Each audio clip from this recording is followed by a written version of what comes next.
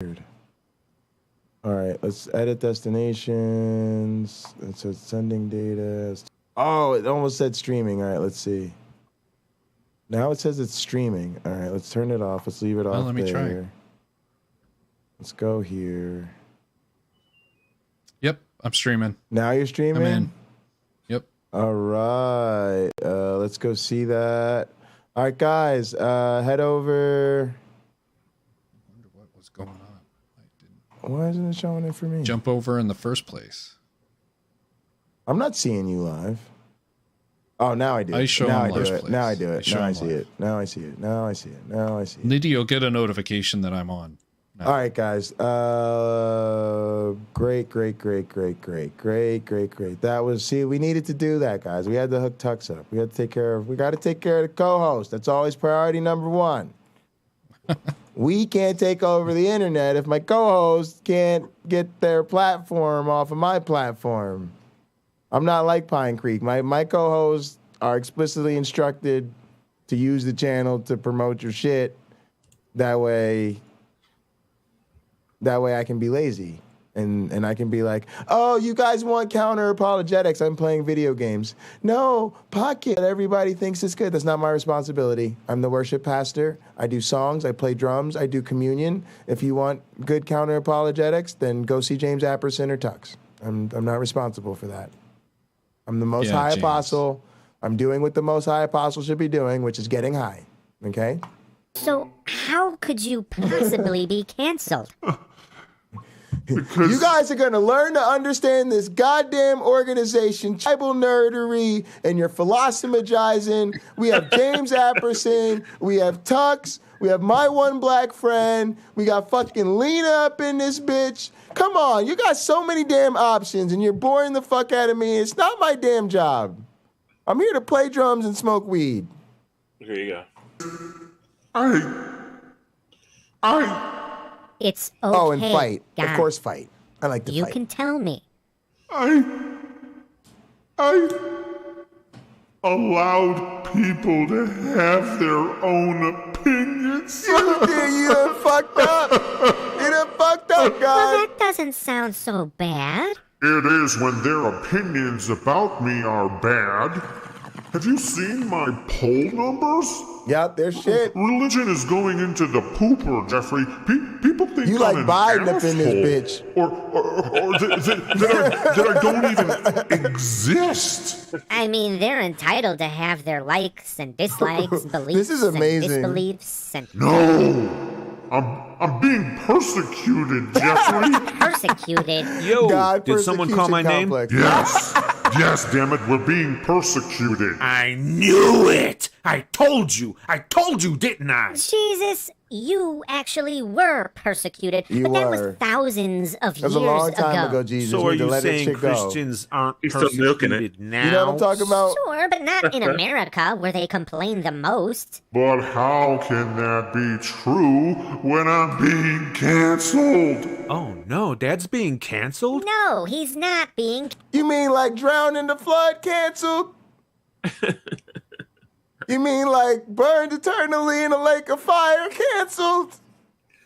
Ain't this a bitch? Canceled. Are you sure? You know how people love canceling nowadays. People have always gotten canceled. They just didn't call it canceling until recently. Well, prove I'm not getting canceled then. Okay, how many churches are there in the United States? 380,000. And how many U.S. presidents have there been? 46. How many were Christians? 46. Really? How many Supreme Court Hang on a justices? sec. Technical thing. Nano, I'm about that, man. Guys, upload that stuff, man. We're going to we'll make a channel. Let's make a channel. Hang on. I love that quote, YouTube punk. Let's make a quick. I don't know if God exists, but it would be better for his reputation if he did not. Yeah, that's matter of fact, y'all. That's another one right there. That's another merch idea right there. All right, so look, here's what we're gonna do. And matter of fact, what we're gonna do is we're gonna get with Rodrigo. Rodrigo knows the hookup on the merch and the graphics, so we're gonna have Rodrigo do that because it'll be better that way. But look, what we're gonna do? We're gonna go in here, and we're gonna put it under. Honestly, we got to put it under Watch Me that way because it's stream related. So we're gonna put it under YouTube Punk. Who's? Do you know whose it is? It's a text channel. Nah, we're gonna put it under community, y'all. Let's put it under community. This is gonna be easier under there. Community. We're gonna add text channel called Merch Ideas. All right, create the channel, edit the channel, put merch graphics, quotes, and ideas. Nah, hang on. Put merch, graphics, ideas, quotes, items, and ideas here. All right. Save the changes. All right, now check this out, y'all. I'm gonna just hit y'all right now with some of the real ones. All right, so first thing we're gonna do, we're gonna put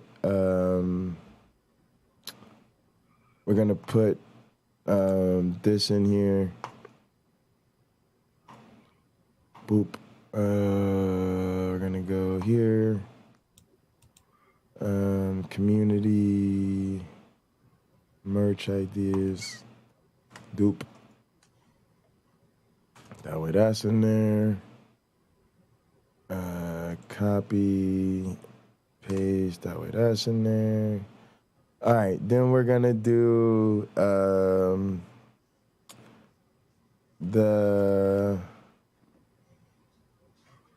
we're gonna do Flying Man Ministries, which is gonna be basically the shorthand for the cult of the Flying Man. But it's like the media wing, you know. It's like the media wing. What's the name of that fucking Catholic network and shit? Capturing coitus? No. I mean, y'all know what I'm talking about. ATN. Canadian Catholic? No, it's like the one on Real TV. The Catholic. Oh. Y'all know what I'm talking about. Anyway, Flying Man Ministries. So what we gonna Sunday do? Night Live? Whatever. Holy Water. The name of that state? Look, it don't matter. Here's the idea, guys. The idea is this: holy water, right? Anointing oil, and pocket Bibles. All right, boom. All right, so that's how you use it, y'all. Now, what the fuck am I talking about when I say Flying Man Ministries? Holy water, anointing oil, and pocket Bibles. All right, here's what we want to do. What we want to do is have the little novelty Bibles, the little novelty pocket New Testaments. See, it's a play on words, pocket, but also you put it in your pocket. And then what you're going to do is you're going to go to the merch store, you're going to order it, you pick a fucking color, and then it comes to you, and it's like a version of the New Testament that goes in your pocket, but it's from Flying Man Ministries. And so when you get in this shit with the theist and they don't want to talk about the Bible, y'all know the fastest way to deconvert a motherfucker in the spirit of doubt is to read the Bible. You go, oh, I got a motherfucking Cult of the Flying Man Bible right here. Let's get into the New Testament. Deconvert their ass, just whoop on them with that shit. Boom. You want to support the ministry. You want to bless yourself, bless your friends, do a little sprinkling in the spirit of doubt. Get you that Flying Man Ministries holy water. You know, bless yourself. Keep a little bowl sitting by your doorway when you walk in. Dip your finger in the bowl. Make the, do the bless yourself in the name of Darwin Dawkins and the Christopher Hitchens, science bless you, bless yourself, right? You want to step it on up, get you a little bit of that Flying Man Ministries anointing oil. Bless your forehead. Bless the forehead of your friends. Science bless you. Science bless you. You got a little pasta, don't know what to do with it, you don't want it to stick, put a little bit of that holy anointing oil in there. Boom, boom. Stir it up in the spirit of Tao. Need to make sure your salmon doesn't stick to the pan. Holy anointing oil will do you. You know, just cook it. You could just cook right in the holy anointing oil. All right. So those are some of the merch ideas. Now, if y'all have other merch ideas and other graphics to put on the merch, you go ahead and you put it in the channel. Now, I just demonstrated for you some legit shit right there. All right, we going community group think the fuck out of this one. All right, now let's get back to this unbelievably good video. This is Have There Been? 116. How many were Christians? 107. What percentage is that?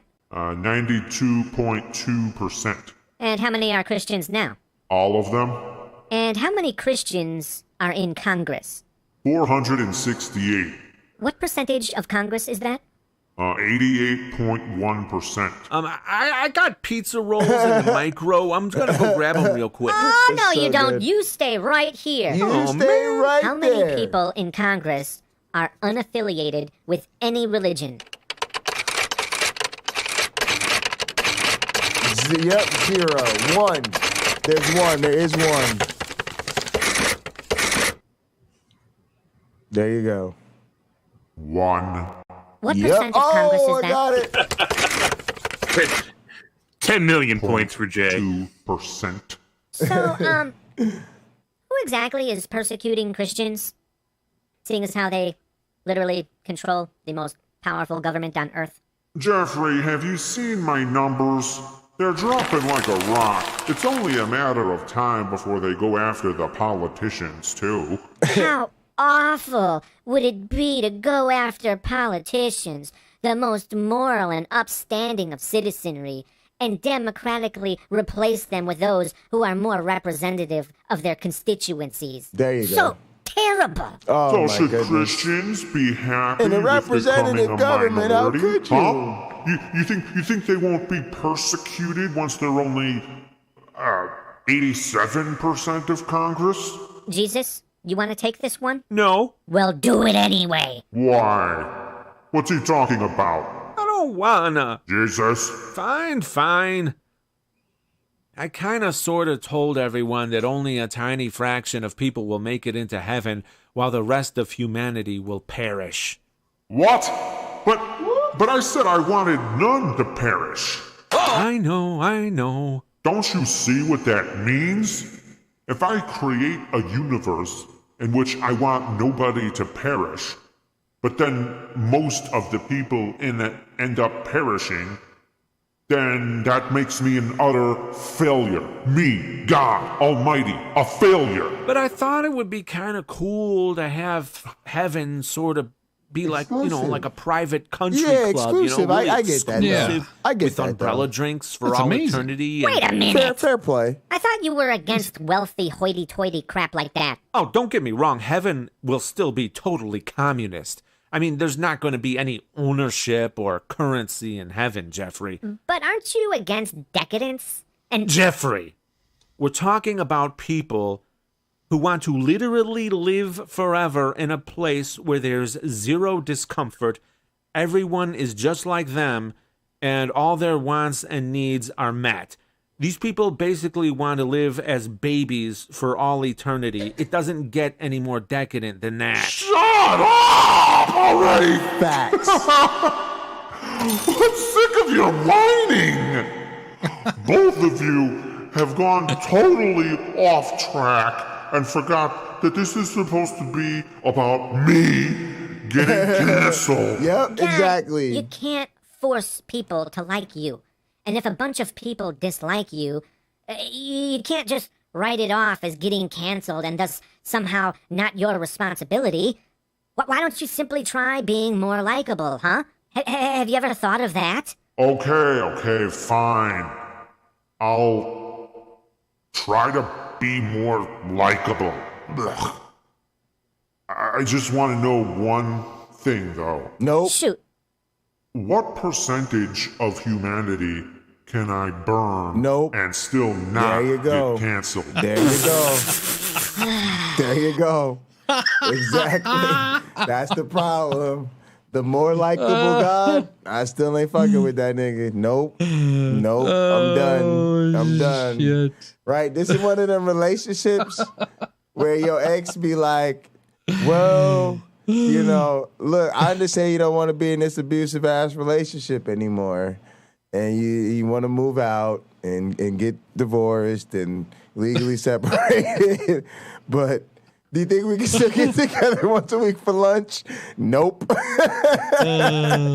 Wow. What about a birthday text? Nope.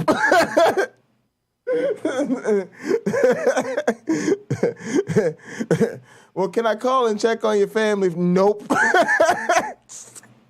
Nigga, you can't get none of that. That's so good. Go ahead, Tux. No, I'm okay. I'm good. If, say, Ben Affleck or some other famous actor dragged a person into the middle of the street, dumped gasoline all over them, and then set them on fire, do you think Ben Affleck would not get canceled after that? So just one person? What if the person getting burned did something wrong? Okay, let's say they stole a candy bar once when they were 12 years old. So? What's wrong with burning someone for stealing a candy bar? Ah, fuck, God's definitely getting canceled. I knew it. But why? I invented morality! Also, guys, let's also acknowledge 2 Feet of Love, Caterpillar, Super Critical Snake, man. You guys are huge. Let's go ahead and, guys, we're going to watch this next video. After the next video, we are going to donate to charity. So please, go ahead and take this last opportunity to donate to the International Bipolar Foundation. After the next video, we'll go ahead and do our donation. Super Critical Snake donated $25 today. Thank you so much. Caterpillar donated $10. Appreciate it. 2 Feet of Love also donated $10 to me. To me, you don't have to give all your money to charity. There are links in the descriptions for me. You can send me all your money. We got a building fund. We have a weed fund. And we have an ever-expansive need to fund our tuition fund. Now, listen, I know you think we're smart, educated, sexy, well-spoken people. But if we are going to take over the internet and be the best cult in the history of counter-apologetics, we have to get an education in the best apologetics. That is why I and all pastors are required to attend and receive a dual PhD in ministry development and spiritual acquisition at the most prestigious apologetics university on the planet. Unfortunately, it's a 7-figure tuition, 6-figure monthly room and board, okay?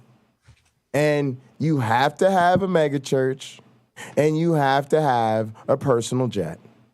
It's just a requirement, or else not, you don't qualify, okay? Of course, I am talking about the prestigious and illustrious Scrooge McDuck Bible University. So you must put your money in the golden plate so that myself, my one black friend, Tux, James Apperson, probably Lina, you know, as the roster grows and grows and grows and grows and grows, the tuition fund needs more O's and O's and O's and O's and O's. That's how it goes and goes and goes and goes and goes. Let's continue to shows and shows and shows and shows and shows.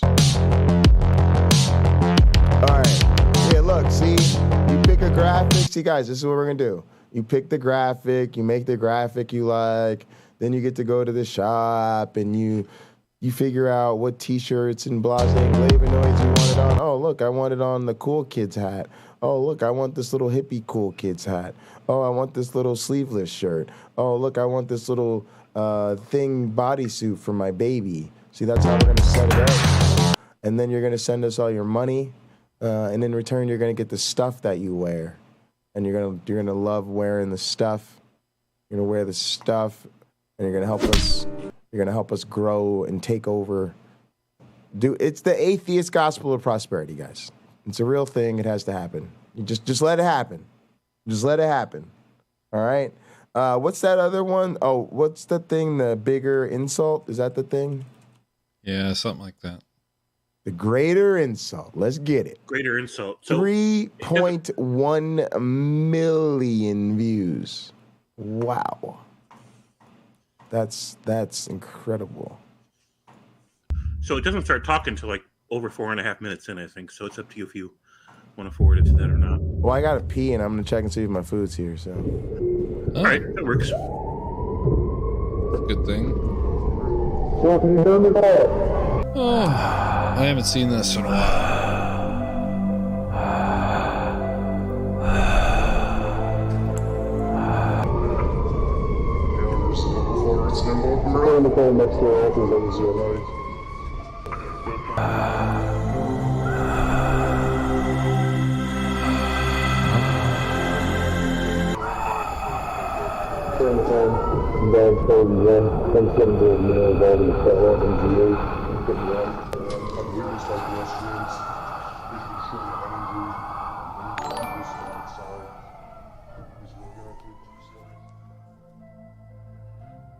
Marcus, open your eyes. Where am I? You are about 27,000 light years from Earth in the Sagittarius constellation on the outskirts of globular cluster NGC 6440, discovered by human beings 232 years ago. Turn around for a moment and look up. There's single-celled life in the oceans of that planet up there. Life there will eventually become multicellular and terrestrial.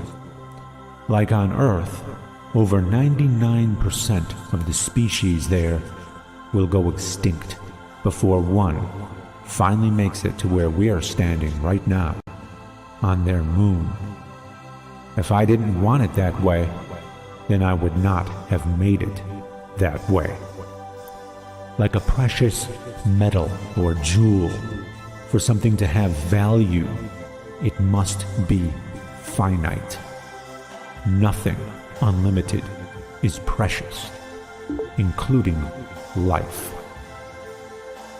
Sabrina, open your eyes. What's happening? Look at the horizon. You are about to see the sunrise of a red hypergiant. And even though we're far from it, the scorched desert world you're standing upon is 2,000 degrees Fahrenheit. Nothing lives here. Yet there are countless such places strewn about the universe like little motes of dust. Though this entire world is but a mote of dust, so too is that red hypergiant when compared to the galaxy it calls home. And though that red hypergiant is but a mote of dust, so too is that entire galaxy when compared to the cloud of galaxies in this tiny corner of the universe. I did not author such massive scale and variety for one type of people to think one type of way. Samuel, open your eyes. I brought you to this place at random. We're in a galaxy far from the Milky Way. You did not know this place existed until you saw it. Space travels faster than the light that passes through it. As galaxies move farther apart, their light will eventually cease to reach each other. Thus, future civilizations... How much did I miss? Oh, you're good. Look at you guys. Liars. I thought there was music for 4 minutes. You're watching it again, all of you. Liars. Overnight. James Apperson. There's no counter-apologetics until 4.5 minutes in. Oh, I feel like I've been betrayed. You're watching it again. Oh, we got more money going in. Yes, YouTube Punk. Thank you so much. Marcus, open. It's pretty funny too because I can imagine an apologist saying some dumb shit to me, like, yeah, no, I saw it. YouTube Punk. Thank you so much. I still see it. I have a chat on my screen. I would love to hear somebody tell me that that's a bad donation because of the amount. I just love it. It's just a delightfully sinful donation amount. Your eyes. Thanks again. But thanks, thanks. I appreciate that, AR. Thanks for the reminder. You are about 27,000 light years from Earth in the Sagittarius constellation on the outskirts of globular cluster NGC 6440, discovered by human beings 232 years ago. Turn around for a moment and look up. There's single-celled life in the oceans of that planet up there. Life there will eventually become multicellular and terrestrial.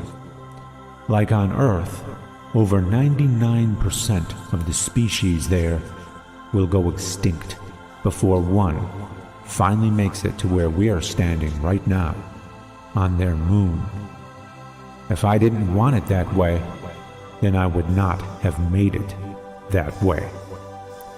Like a precious metal or jewel, for something to have value, it must be finite. Nothing unlimited is precious, including life. Sabrina, open your eyes. What's happening? Look at the horizon. You are about to see the sunrise of a red hypergiant. And even though we're far from it, the scorched desert world you're standing upon is 2,000 degrees Fahrenheit. Nothing lives here. Yet there are countless such places strewn about the universe like little motes of dust. Though this entire world is but a mote of dust, so too is that red hypergiant when compared to the galaxy it calls home. And though that red hypergiant is but a mote of dust, so too is that entire galaxy when compared to the cloud of galaxies in this tiny corner of the universe. I did not author such massive scale and variety for one type of people to think one type of way.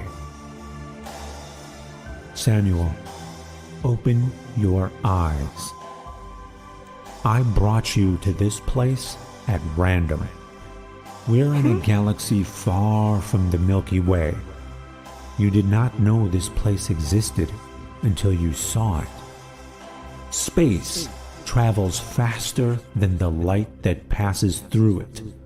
As galaxies move farther apart, their light will eventually cease to reach each other. Thus, future civilizations, born long after Earth has disintegrated, will know nothing of other galaxies. They'll know a universe of darkness. But you, an organism born billions of years in their past, totally shrouded by time, have seen the beauty of a universe they will never know.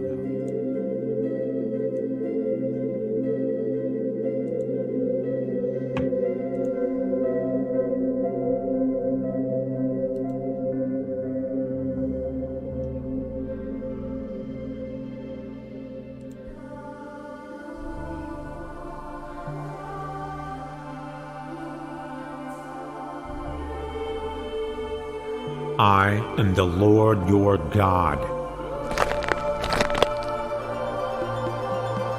Throughout your lives, I have watched your actions, heard your words, felt your emotions. Sabrina, you were raised as a Muslim and have been a devout follower of Islam throughout your entire life. Please, rise. Marcus, you are a Christian, and though you weren't always steadfast, your faith grew as you got older, and when you died, you were firm in your belief. Please, I'll grab it in a sec. rise.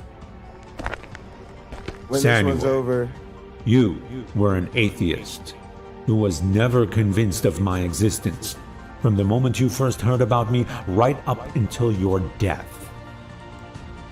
Why have I gathered you three, of all people, here together after your deaths?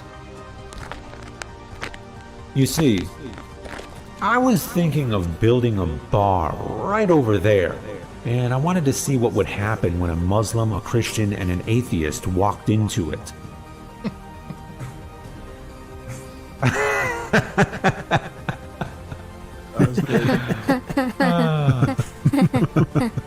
Yeah, who wants to trade places with the atheist?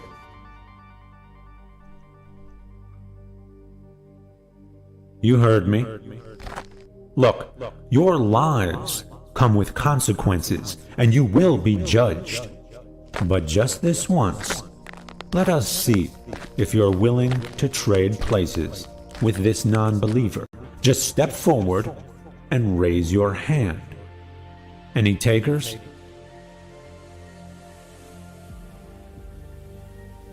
I see. Very well. Samuel, I like you. Be at peace. You two, on the other hand, oh boy, do I have some words for you two. Get up! That's your first problem. You think I want you kneeling before me? What's worse, that you think I'm a monster, or that you don't realize you think I'm a monster? Why would I want people worshiping me? Is that what you would want out of your lives? Do you prefer equal, loving relationships? Or for people to grovel before you with fear and reverence? Because let me tell you, that gets old really fast. Every dictator who foolishly desired such power ended up being some of the loneliest people to ever live. Christians, Muslims, there's billions of you now. Billions! And you have so much fear. God-fearing is an actual phrase now, and it's supposed to be a good thing. Is that what you think I want? Fear? Sabrina? Marcus? Both of you actually believed that I send people to hell to be tortured. Tortured! Sabrina, why would you worship someone who tortures people? What choice did I have? You can choose to have integrity, and you can hope that your Creator also has integrity. And if I am an enlightened being, and why wouldn't I be, then should I not also have integrity? Or you can trust those who claim to speak for me. It seems you have done the latter. Marcus, why would you worship someone who tortures people? I just trusted that you would know what's just. God is good. God is love. Love? Since when does love have anything to do with inflicting agony for eternity? You refused to take Sam's place because Sam was an atheist, You believed Sam would go to hell, didn't you? And you trusted that sending Sam to hell would be justice. Sam merely didn't know that I exist. Should I feel insulted because of that? Should that offend me? I don't know. Sam didn't know either of you exist either. Do you feel insulted by that? No. Yet not only did both of you believe in me, but both of you thought I was a monster who sends people to be tortured forever and desires the eternal worship of everyone else. I find that incredibly insulting. You offend me.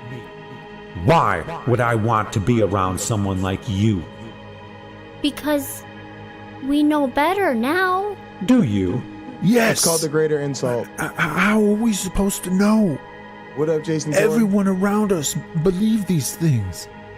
They were written thousands of years ago. Our churches, our friends, our families, our whole society believe these things. Samuel didn't. Even though he was alienated for it, he still didn't believe it. Throughout his life, he was the one who was called offensive and called out of line for not conforming, sort of like Jesus was. Yet it was the believers who offended me this whole time. It was the believers who nailed Jesus to the cross. You think those holy books weren't written by people just like you? They ate, drank, and slept just like you. They had their ideas about what I'm like, and they projected themselves onto me, using me to justify their preferences just like you. They used me to claim that their opinions were objective truths, that their beliefs were knowledge. They didn't know where they ended and I began. You worshipped the God of the imaginations of ancient people, who, not unlike the people of your time, used their ideas of God to spread their influence politically, culturally, and morally. You fell for it. Sabrina, you fell for it. Samuel did not. I can actually talk to Sam without all that baggage in the way. I can have a relationship with Sam. I can be on equal footing with Sam. What am I supposed to do with you two? Show us the truth. Teach the truth to offensive cowards? Have you not been irreparably damaged? No. We're not afraid of you. Good. Now, we're getting somewhere.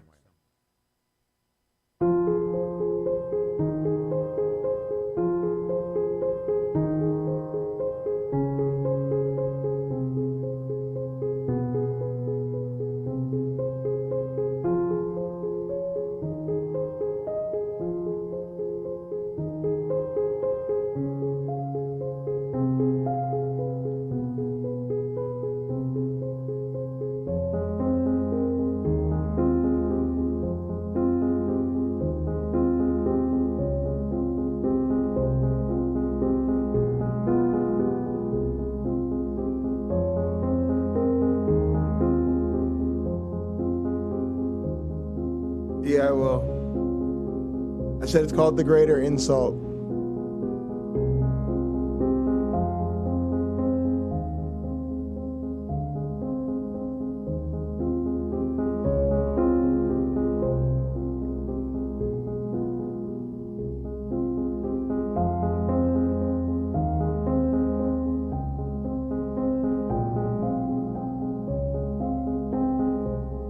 Thanks, James Apperson.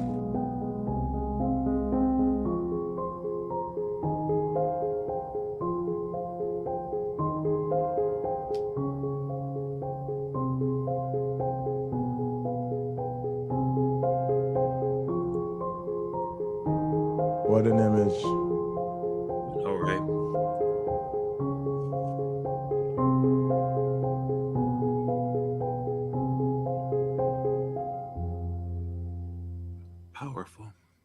That was incredible, man. Like, I don't know. That's the thing, man. That's the thing. You got to really be okay with people who say, I really just don't care about all of the work it did to figure all that out. Or somehow there's some other need to claim that a personal truth should somehow trump all of this. It's just quite unbelievable. All right, let's go to... You know, one of the things in that was how it points out that men wrote this. Sorry, go ahead. The holy books that both the Quran... You're good. I'm just getting it set up. The various books of each Bible, they weren't written by God. They were written by man. And Jesus in Mark 1 comes right out and says, hey, I'm here to proclaim the gospel of God. Right. That means if Jesus was real, he has access to a book that exists somewhere. If he is a part of the Trinity, and he is in a situation where there is a book available to him, there is knowledge available to him, that he failed to execute writing it down himself, failed to bring it to mankind and protect it by miracle. Right. There is no way that something that would have come from heaven is in the form we see it in the Gospel of Mark, Matthew, Luke, and John, in Paul's writings, in Peter's epistles, in James' epistle, in a vision of what's going to happen in the future, written by whoever wrote Revelation. John takes claim to it, but we don't really know who John is. So if you have a situation where not only that, but Justin Martyr, I believe, is stated as saying that there was a gospel of heaven, that he had read something called the gospel of heaven. Now, I've never been able to get hands on it. I've searched for it. I don't think it exists. Say that again? That Justin Martyr claims that there is a gospel of heaven. So obviously it's a non-canon, lost to history. Lost to time. Okay. But to me, if there is a God's gospel, Jesus has its hands on it, or it was just some manic depressive who just thought he was Jesus Christ, and there's no such thing, and he was just making it up.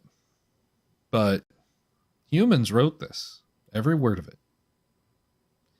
And it seems to me that if angels were at his tomb, it seems to me that angels could bring that gospel of God, or God's gospel, right? To Jesus, he could pass it out for the next 40 days, according to Acts of the Apostles. He's around for 40 days before he ascends. He doesn't even need to dictate anything. He just needs to say, hey, this is what I wanted to do. He doesn't need Paul 3 years later in a vision. Yeah, I mean, it's just, I don't know. It's completely untenable. You know, I really give a lot of credit to Derek for his, like he says, his willingness to sort of get in the sandbox and play with it. But my approach is, I think it's really, you gotta just really say to people, look, you just can't do this anymore. I don't know. I just think like it's just so weird to me. Like, oof, it's tough. Sure. Yeah. I mean, there's just so much wrong with it. We could talk for days about everything wrong with it. Rebecca wouldn't care. She would just say, whatever. Yeah. Jesus loves me. This I know. Well, this is sort of what I was thinking, where it becomes a situation where Oh, I don't have my. The, I'm looking for my lights. I guess I don't have it on this phone yet.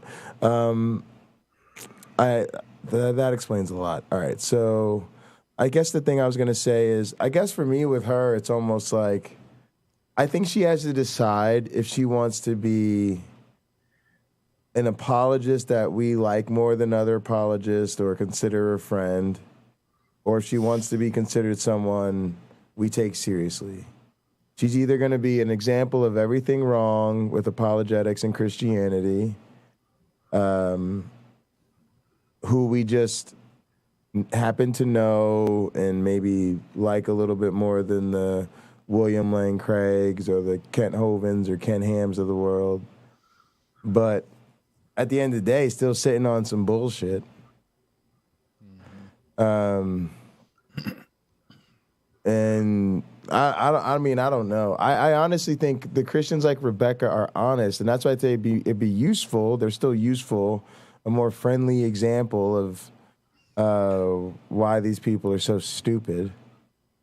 But nevertheless, an example of I think someone who's going to tell you, oh, you have this issue, and then it's just never an issue. And I was this type of Christian too, and I just had to be honest with myself about what I was doing, which is well, young Earth creationism isn't an issue. Well, evolution isn't an issue. Well, if Jesus was born in Nazareth isn't an issue. If he had disciples, wasn't an issue. If he didn't literally rise from the dead, not really an issue. Oh, was he mythical? Oh, well, that's not an issue. Oh, well, God created through completely natural means, which none of which is miraculous at all. Oh, that's not really an issue. Well, if it said it in the Bible, I'd believe it. Well, if I didn't believe there was a God, I wouldn't believe it anyway. All right. You're right. You're right. You're right. You're smarter than the rest of us, and you're just right. Because that's what a person's got you pinned in on, right? They've got you pinned to, well, I'm right no matter what, right? Well, I mean, it's all good because at the end of the day, I'm right no matter what, right? And if somebody else is right, well, I'll just be taking what they're right about, and I'll be right too, and they can be right, and I can be right, and we'll both be right at that point, and doesn't really matter, Like, it's just like, okay. And again, like, whatever we could say, William Lane Craig, let's take William Lane Craig. I like picking on that fuckface. Let's take however many views he has or books he sold or tour donations and funds he's raised and compare that to Rebecca's revenue and whatever. As somebody I think actually believes this nonsense and goes to church, sure. Swap them on out, I don't care, right? But again, like, if she wants to be taken seriously, she's going to have to take this L. She's going to have to admit, I don't know enough to even assess what I don't know. And the conversation I got to have with Rebecca, y'all, is if really understanding this means you need more formal education, are you willing to pursue it? And I'm getting to the point where if the answer is no, that's game, set, and match. Yeah, either learn how to cook or get out of the kitchen. Sometimes, that's why I'm the worship pastor. When the worship pastor tries to give you the atheist theology, he just be rambling. He don't know what the fuck he talking about. That's why you shouldn't be asking the drummer motherfucking theological and philosophical questions. When the motherfucking niggas like Tux and James Apperson that are responsible human beings and write shit and think about what the fuck they say before they say it, James Apperson hit you with the dope. If you don't want to learn to cook, get your ass about the kitchen. It's that simple, folks. It's that simple, folks. It really is. It really. All right, let's get this God's God real quick.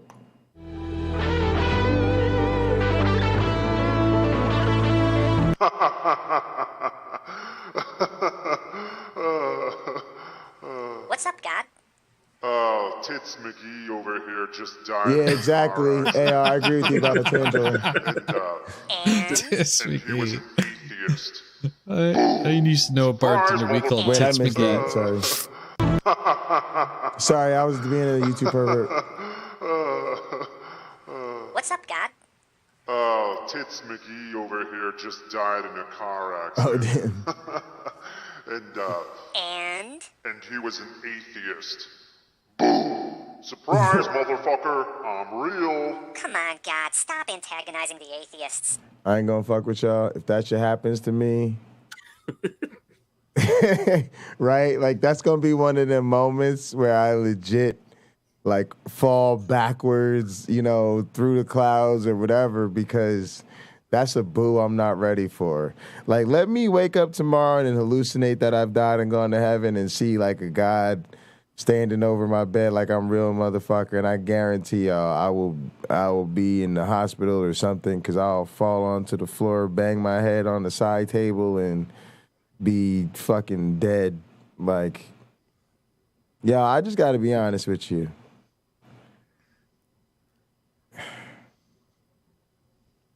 I don't know if there's much I could be more confident about than that there's no God. Same here. I just really think that, like, the same way I know no supernatural being has ever made an audio mixer. Right?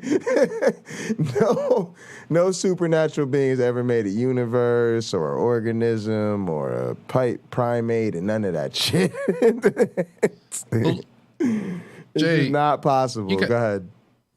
You got your phone, right? My phone, yeah. Yeah, pick up your phone. All right, here we go. All right. Does God have your number or do you have his number?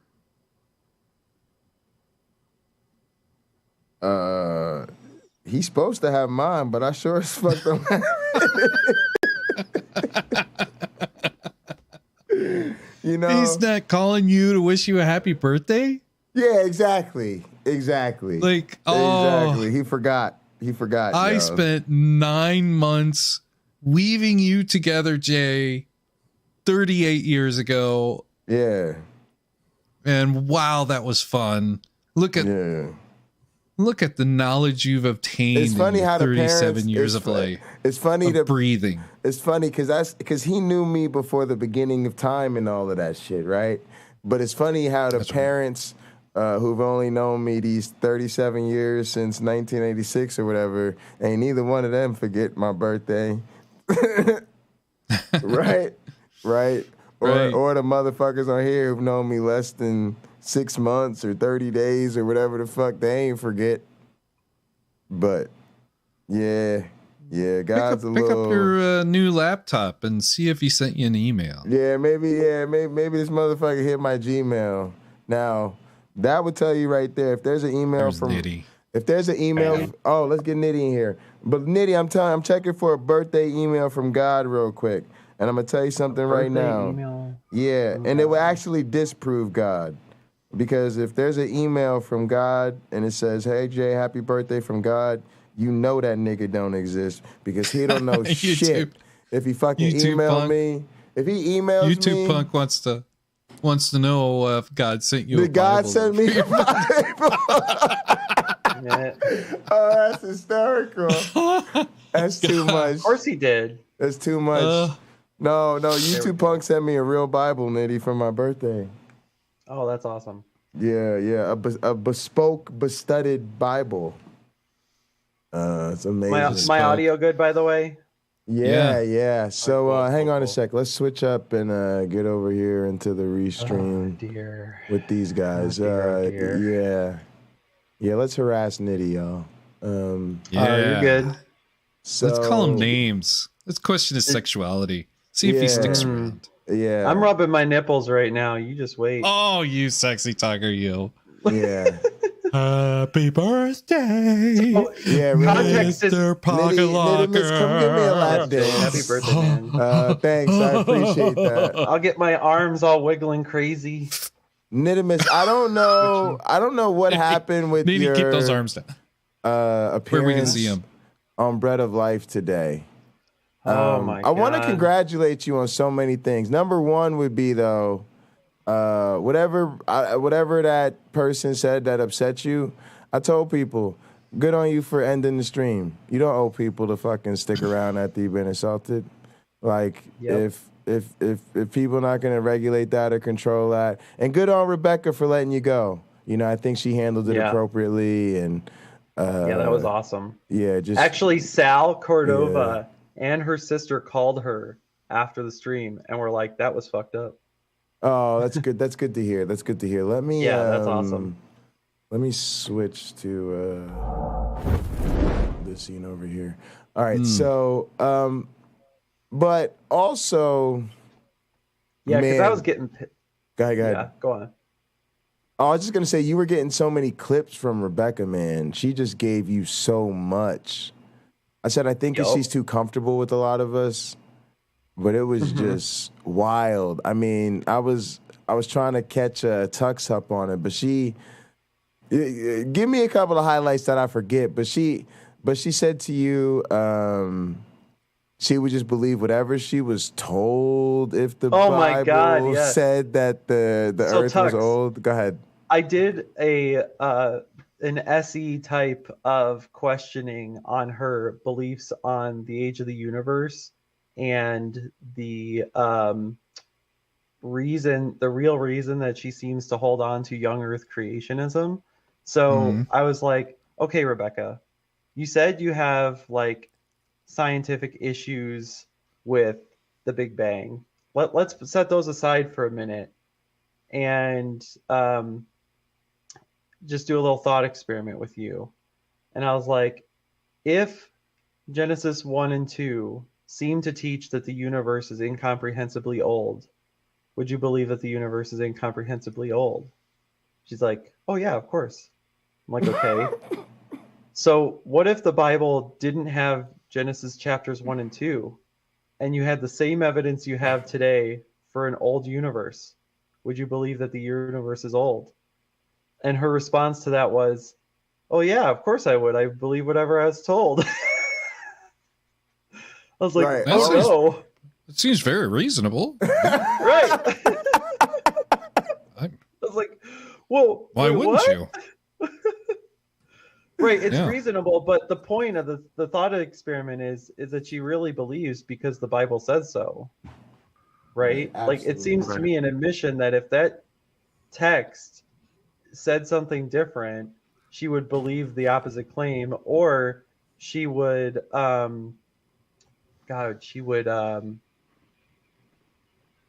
she's mostly getting her belief in that claim from the Bible, right?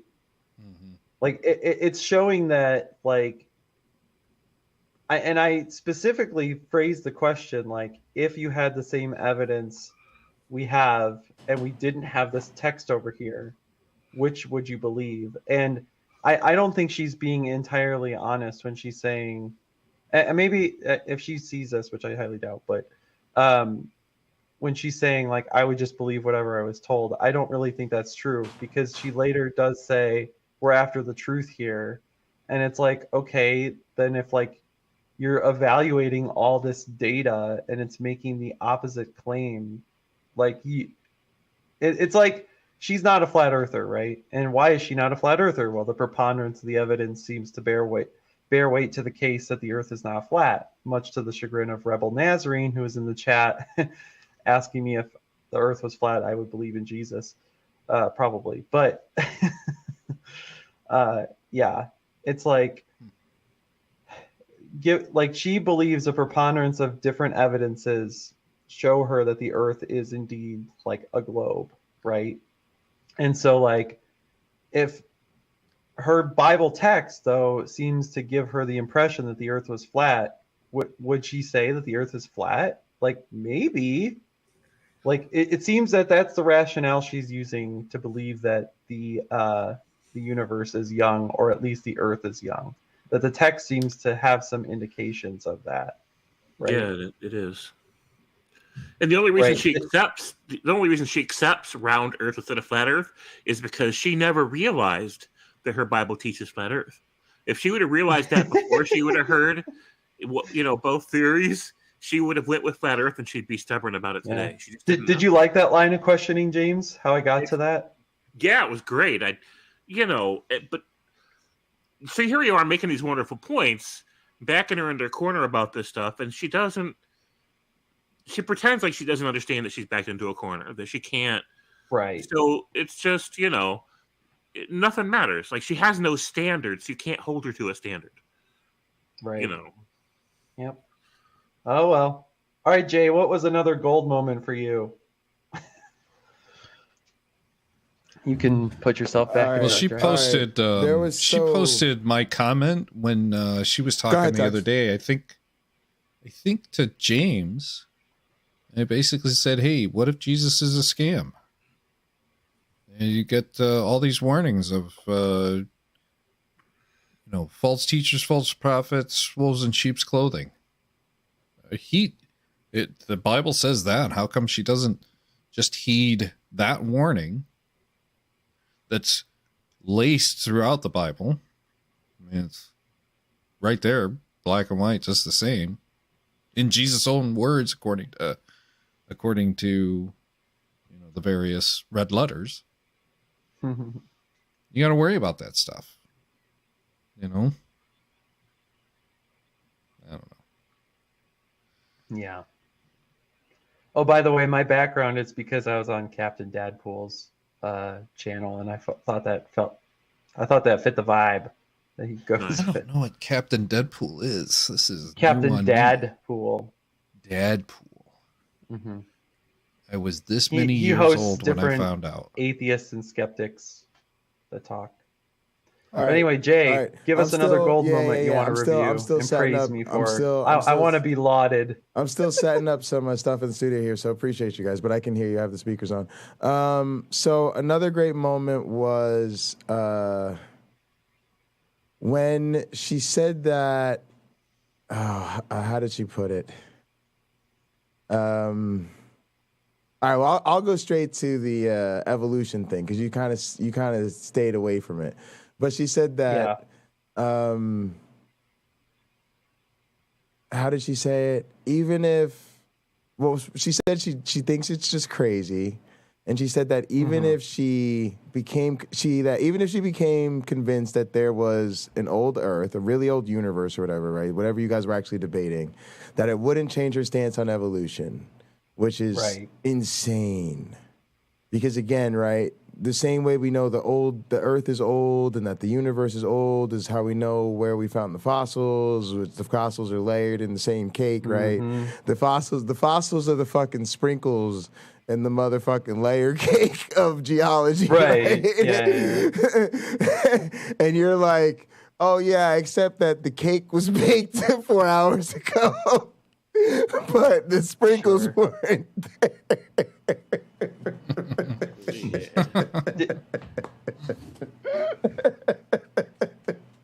I'm sorry. I mean, you gotta to admit a lot of interesting things that are well worth recording for later use. So, oh God, yeah, too much. Really appreciate that. And then she said she could be convinced, even if she was convinced that there was no God, she still wouldn't accept evolution. Yeah, which was just. I didn't even want to touch that bag of worms because why not? With people. So here's the reason I don't fuck around with that. It's because one, she's just so entrenched on the particular literature that she's read on it. She's much more like engaged in that part of the discussion than I am or have ever been. So that's reason number one. Reason number two is that she has. Can I tell you the truth? What? I think the truth is, and I mean this sincerely, on the scale of evolutionary knowledge, and let's keep it a simple scale, it's a really complex scale. I'm going to be honest with you. The real scale is fucking, I don't even know what the top of the scale is. Do you see what I'm saying?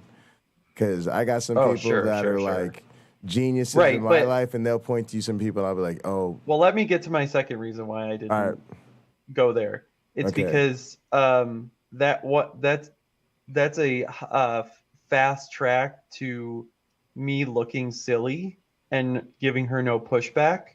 And the third reason is that the whole non-Evo posse was in the chat.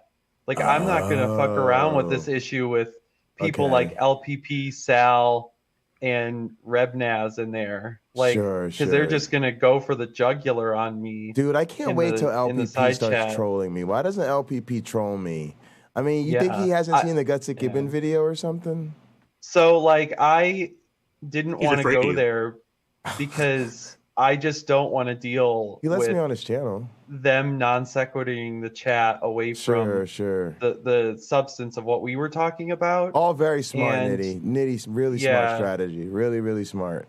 I just wanted to say that on the scale, I was going to end up getting dogpiled, and that would have given Rebecca more opportunities to put like creationist stuff over me and what the other things that we were talking about. To be honest, she'll do the same thing to me. She'll do the same thing to me. If she really goes into a conversation with me and goes into debate mode, what she'll start doing is she'll start doing whataboutism, right? And then I'll have to keep conceding, well, that's not my area of expertise. I really don't want to talk about that. Well, that's not my area of expertise. I really shouldn't debate that. Sure. Well, I really shouldn't discuss that because I don't really know. I mean, I don't think what you're saying is really, you're saying it right. But, you know, again, I can't like really speak about that because I've never read it. You see what I'm saying? And then it's like, oh, I thought you were supposed to be the expert here, right? You know, and then it's like, well, Sal understands these things, you know. So, but I was just going to say on the scale of, and this is kind of my point, let me keep the scale simple. We can keep it a 0 to 10 scale, right? I think Rebecca's evolutionary knowledge is a -15. And a lot of people think I'm joking, but I'm not. What I mean by that is, I said this to people, I won't do biology with her until she demonstrates she knows the basics. There's a sequencing mistake in education. You don't teach people, calculus before you teach them intro algebra, and you definitely don't teach intro algebra before you teach them motherfucking addition and multiplication, right? You just don't do it. It's wrong. If you try, you're doing it wrong, right? Right. So, I wouldn't jump into graduate level topics. Like, dude, I just spent 10 years in a PhD program in biology. I want you to guess how many times we discuss ERVs. Go ahead, Nitty. Give me a good guess. Oh, I have no fucking clue. Just give me a good guess. All right. What was the question? All right. I spent 10 years in graduate school for biology. Got a dual PhD. How many times did we discuss ERVs? Once. All right. Nitty's going to go with Tux. What's your guess? I think Tux is in the band. All right. To my knowledge, James is correct. 0. Now, does that mean ERVs are not an important part of biology and that they don't have a role and that they don't say something important about evolution and blase and flavonoids and whatever about the spliff, the cutoff site, see what I'm talking about? I don't even know.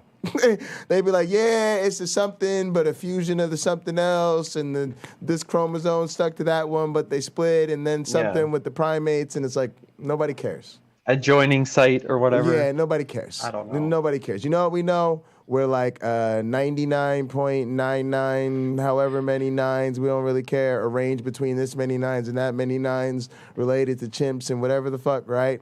And then unless that's your job, like, unless literally, like, ERVs is, like, something you're writing a dissertation or you work in an ERV lab, not only is nobody talking about ERVs, nobody ever wants to talk about ERVs. Nigga, swear to God, if we pull up in the faculty lounge, we having some coffee, I'm munching on my sandwich, and we talking about the game last night or some crazy shit going on in the department or somebody fighting or who looking cute today, and your ass sits up and, hey, guys, you want to talk about ERVs? Absolutely not. Under no circumstances, right?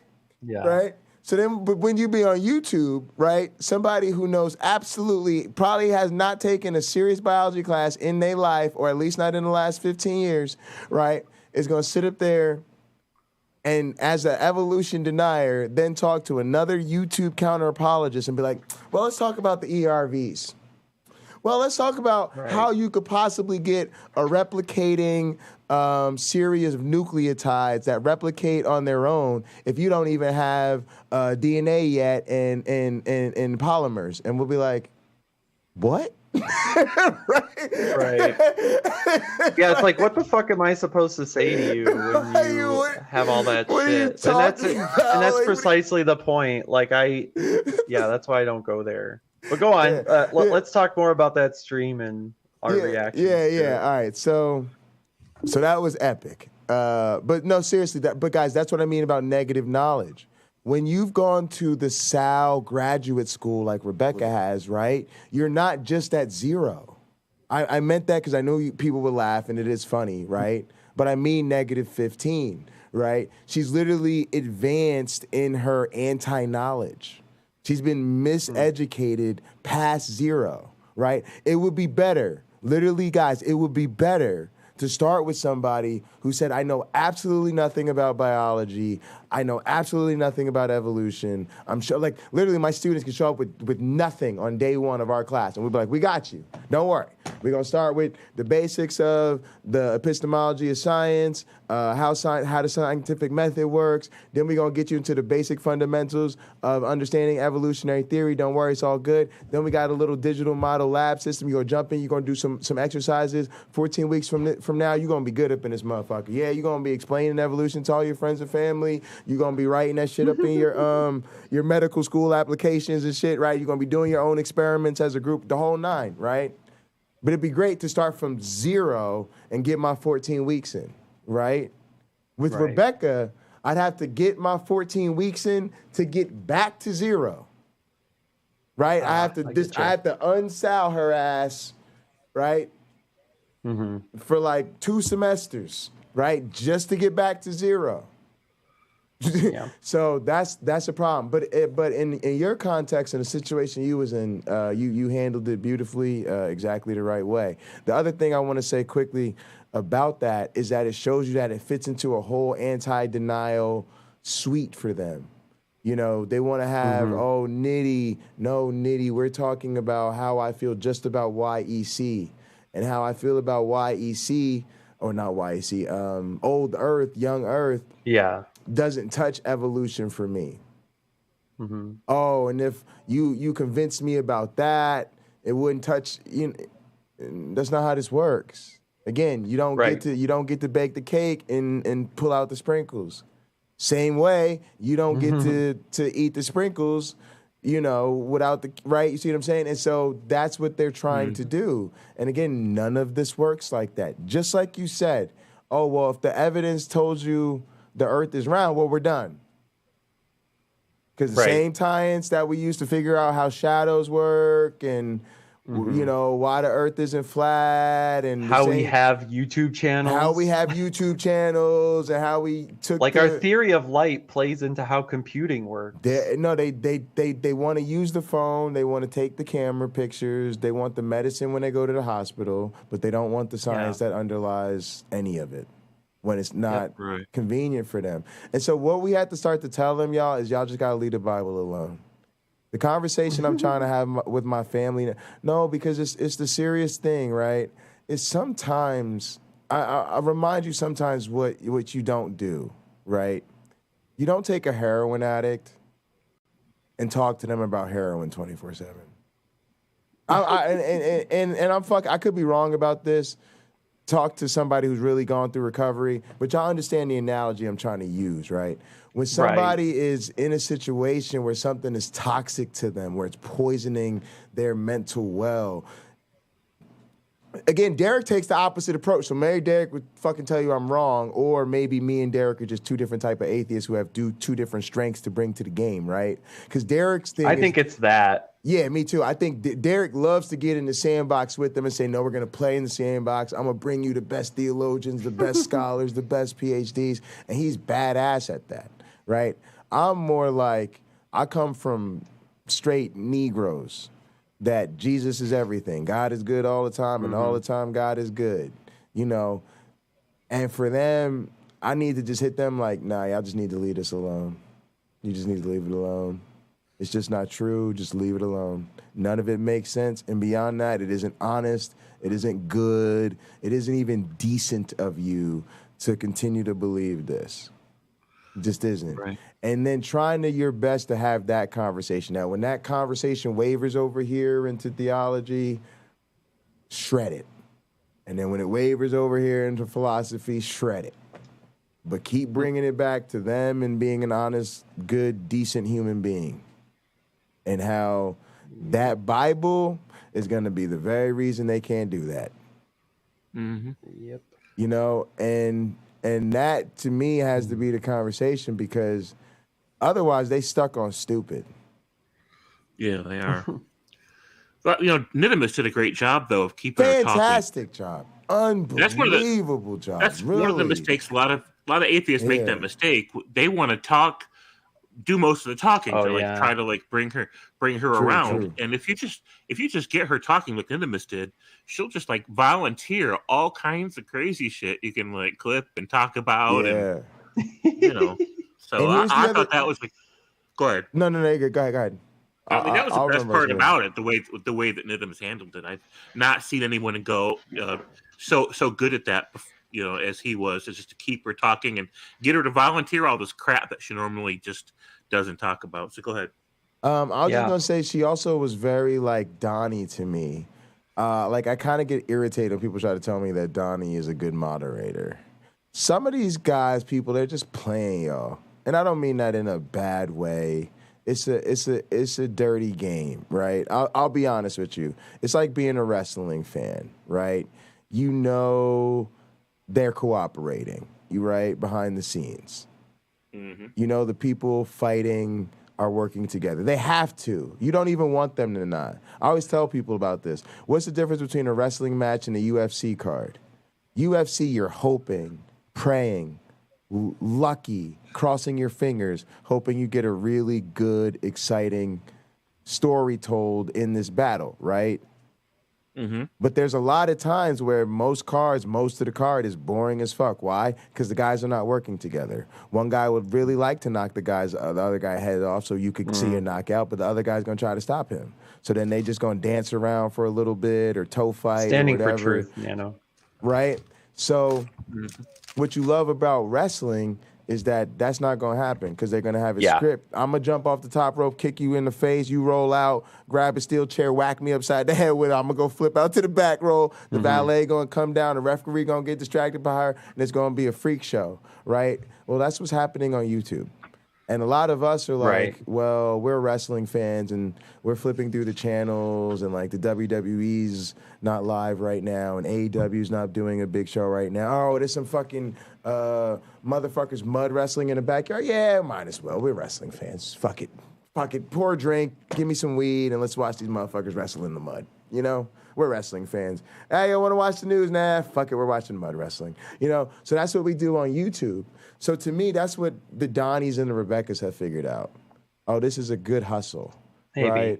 And if I show up and I host the conversations and I do the panels and I get good at the YouTube game, it's rewarding. And so I think they've kind of figured it out and they've settled in. And I don't think that, like, Donnie goes into these situations.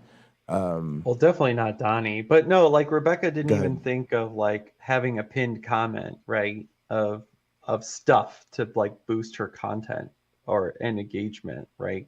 That's, like, kind of like a thing that I should be doing more of on my channel, right? If there's, like, key moments that don't fit in the enormous description that I choose to make, you got to do a pinned comment, man. You got to add that to your game of the system, right? Yeah, I mean, but anyway, I guess I should be doing. I don't really pin comments and stuff. Oh yeah, you got to pin. What do you mean, like after the video? Yeah. Like when you go back later after the stream, pin the comments. Yeah. That's a good idea. But she's good at I think she's a good broadcaster. Oh man, so who liked my Bears still evolve point? Basically, that was huge. Right? That was crazy. Sure, that was it was a brilliant moment. That was brilliant. I think we laughed till we cried. That was really good. You really did. You were laughing your ass off. Yeah. There was a lot of laugh out loud moments. Go ahead, James. Laughing. It was brilliant the way that you phrased it. Like usually I feel like I'm the guy in the room that figures out the best words to use. But the words that you used to describe that whole thing, I was like, damn, I could not even compete with that. dude, That was just that's what I absolutely. figured. I was literally sitting here thinking like I'm nowhere near as good as Nitty as this because I just haven't been doing this as long. But yeah, man, you were brilliant and you just got her talking. Let's see what else was there. She does do attack. Go ahead. I was just gonna say overall, I really realized more clearly than ever before that she's just infallible. She believes in an infallible Christianity, and I did at one point too. I should make that clear. Unfalsifiable too. Totally unfalsifiable. Nothing is. It's the actual. And I realized more apologists should adapt this. It's really the argument from nothing is an issue. Is the universe old, young, medium? Doesn't matter. Was Jesus born in Nazareth or Galilee or Atlantis? So Doesn't matter. You know, virgin birth, non-virgin birth, we cool. John the Baptist, real, not real, doesn't matter. Moses, historical figure, not historical figure, who gives a shit? Real Adam and Eve, not right? And they're just, Right. I love Jesus. Okay, well, Jesus wasn't real, doesn't matter. Well, Jesus actually said that he doesn't love you, he didn't die for your sins, and he doesn't want to save you. See, he had only said that because he said that the wise will be listening, and he wanted to make sure that was a parable, right? It was a parable for the way that the true Messiah would come and even persecute himself before the others to test the faith. But us true believers, he told us in our hearts the real message. I mean, it's just none of it fucking matter. No, and when she can't think of like something stupid to say, she just says nothing, and then she'll like go to the next comment so that she can like distract us from the fact that she didn't answer the question. That's what I mean James. about figuring out the James. YouTube game. Go ahead, Tux. Yeah. I resemble that innuendo. Tux is like, I do that too sometimes.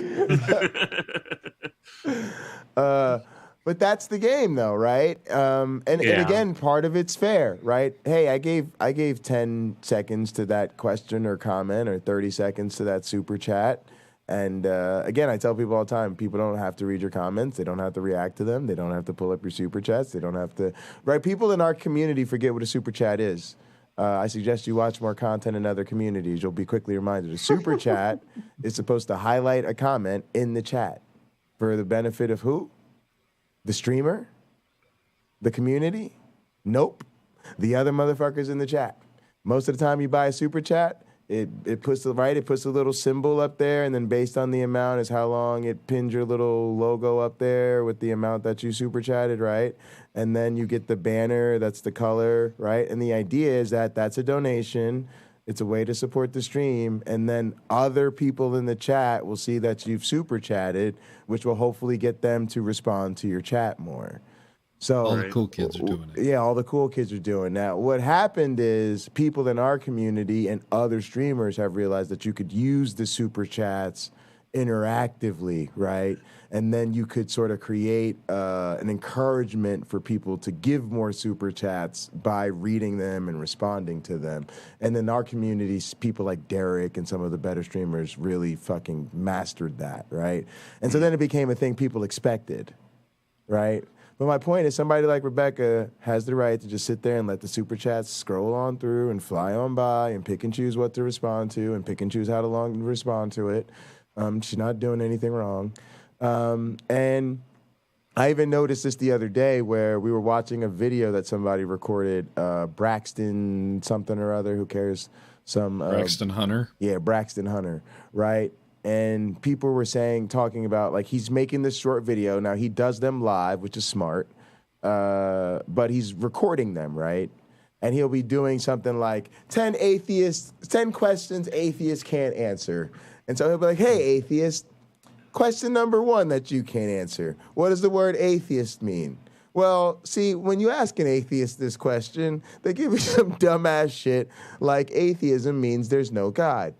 But do you know that there's no God? Question number 2, atheists can't answer. What's your name? Oh, It's on your birth certificate. Well, is that really your name? I mean, if your mother had it, right? It's just, and what triggers people is that there'll be people in his live chat like, my name is Scott. Atheism is a lack of a belief in a God, essentially flaming him. And maybe they even send him super chats to flame him, right? And they get mad that he ignores all of this stuff while he's they get mad that he ignores all this stuff while he's recording his video, right? And it's like, it's actually really smart because his content would suck ass if he was trying to make apologetics content for believers. And then every time he tried to make a point, he owned himself by reading super chats deliberately intended to flame him and undermine his content, right? It would also be a mistake to play to the 14 active people in his chat who hate him and therefore want to literally troll his content rather than the hundreds of people who are probably watching him at that time and the tens of thousands who will watch the video later, right? His goal is to make this video, let y'all sit here and troll him like some dumbasses, and if y'all want to send him money to troll him, go right on ahead. It'll just pop up in the live chat and y'all can argue and flame one another and have at it. He's just clocking up engagement on the algorithm. Then he's going to release this video for 20 to 45,000 people, right? And then he's trying to give them compelling, well-produced, tight segments that are going to drive more subscriptions, comments, donations, Patreons, and whatever his business model is. And so sometimes it's just funny, it behooves you as a user to take a back seat, realize whatever perspective you have on the channel is not the only perspective on that channel, and oftentimes not the primary perspective that content creator is gearing their stuff towards. And a lot of times they just don't care, right? And losing you who unsubscribes because I've been sending you $20 super chats every single video to tell you that you're dumb as shit and you have not interrupted your clearly well-written segment to acknowledge a single one of them. When I'm unsubscribing and I'm also leaving you another comment that you're not paying, and this is my final $20 super chat to tell you that I'm no longer sending you any more super chats. Right. Yeah, I've seen that. I've seen that. Hey guys, I need to bow out. So I'm thanks for your support, James. By the way, appreciate you, James. It's absolutely brilliant, and I hope we get a chance to talk more about. Yeah, that Nitty, it was just crazy. It was crazy. What's up, No Name? Hey, what's up, guys? Happy birthday, bro. Thank you. How you doing, man? I'll make it, brother. How about you? Same. I guess it's August 13th. I feel like I should email Rich, but I appreciate you, man. But yeah, did you see Nitty's conversation with Bread of Life today? I missed it. No, I didn't. Okay. What happened? Did you catch Derek's stream either? Derek did a stream earlier about historicity of Jesus. It was pretty good. You should check that out. Well, did you see Derek on I slept all too? day and oh, sorry. Again? Derek was on Deep Drink's podcast before that. I know. I didn't see that. Yeah, it was great. Oh, so I should good. check that out. Surviving heroin and surviving religion was the theme of the stream. Yeah, it was awesome. Super, super good. And can you drop us a link to that in the Discord maybe? Yeah. Are you in my Discord? No, I'm on the Restream though, private chat. I put a link to the Bears Evolve clip. Yeah. Can you drop us a link to the? Yeah. Give me a sec. Yeah. Do you do Discord, Nitty? I do, yeah, a little bit, but I'm pretty infrequent on there right now. All the cool kids are in our Discord. But yeah, here it is in the private chat. But David McDonald makes great I'll content. put it in the videos. He's interviewed Heathen Queen, Shannon Q, Dr. Josh. Yeah, they're great interviews. They're a really good time. He's got a really high production quality on his channel. Yeah, so we got to get his channel to 1K, man. His main he's channel. not there That's his yet. secondary Yeah, channel. I'm trying to. He's at like okay, I got you. 730 or something now. Can't show. Yeah, he does good hard work. You know, I feel like my channel's currently like Dollar Tree stage. And he's like, you know, Dollar Tree stage is good, IKEA. man. It's kind of. I like it. It's I'm kind having of fun fun, with it. man. Yeah, yeah. It's As a hobby, this has been fun. Exactly. Has he only been on for a month, or is it just showing? Deep Drinks podcast is newer. Yeah, it's the second channel. Yeah. It's a main channel. David Nitty, how do you McDonald's do your animation? So right now I'm running an OBS virtual camera that has Adobe Character Animator piped into it. I could actually show it on your stream how it works. Yeah, that'd be great. Do you have screen sharing? I should, yeah. Ooh, let me close all the porn. Yep, go for it. You don't want to see the titties that Nitty's looking at on your stream. You don't know that. You don't know I'm that. just kidding. No, I don't. I'm just No kidding. nudity. It's another. no. It's an. Too It's much. an. It's an. I don't it's an trust Oz people. joke. The next time, here's what somebody's gonna do. They're gonna jump in as like a super hot girl. They're gonna be like, "Jay, I'm about to show you my titties," and then a dude's gonna hop in and start jerking it on the stream. That's what I'm afraid is really gonna happen. It's Have you been dick bombed the last couple of months? No, but I'm so traumatized that I think that's what would happen. I would be too suspicious. I wouldn't trust that my fortune was that good. I'd be like, nope. This is just a dick bomber thinking ahead. It's just because some of them are pretty deep. Dick bombing. Yeah, some of them were pretty deep with their ploys. 1 second. I have to update my computer settings. Lame. A minute. Nah, I missed a lot of YouTube in today. I got sucked into doing like real friend Real stuff work. and so Nitty's titties time playlist. That's fun. Yeah, man. What is going on here? So it's Restream is saying that my browser settings aren't letting me update. You got to ask Tux about that. I don't know about you having those problems. It's saying But I need to I'll check it update out. my Would you say? I just settings. need to know what it is. You said it's Adobe Character Animator. Adobe Character Animator. Yeah, I'll make a Yeah, note of here. it. I'm gonna get this figured out. I Hold got on. the Steam one. Animes or something like Character Animator is free, so that. Yeah, this is free. I have the cloud, and I'm sure I could do it. But the first time I played with it, it did this weird thing where it superimposed my head into like George Washington's wig or something. I don't remember. yeah. All right, hold on. Let me wow, that's weird. I'm gonna delete this. Try this really quick. Let me try and join back from Safari and see if I can get Safari to give me the prompts to let you screen share. Hold on. Be right back. Sure.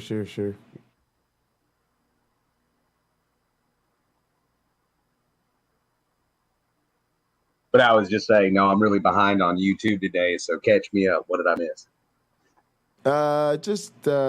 Actually, I don't know. Like, there's a lot, but like I said, the Myth Vision podcast was really good. So I don't know, is that the historical thing, and then just Rebecca's conversation with Nidimus. But yeah, there's so much. We literally just went over it. We just spent like an hour talking about all of it. Tux, what did you think of did you see Derek's stream?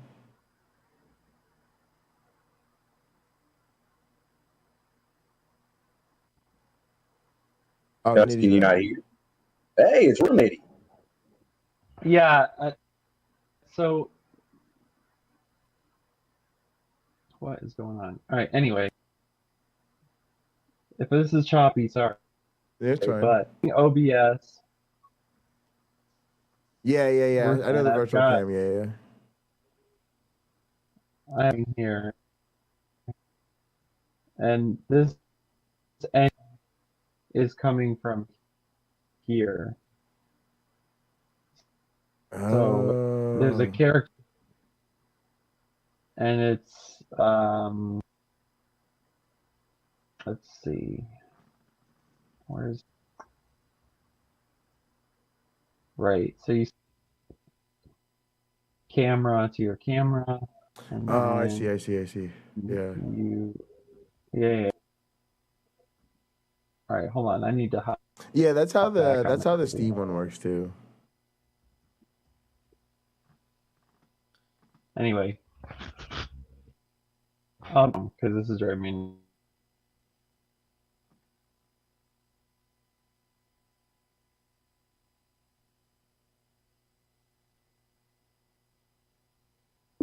Lost Nitty again.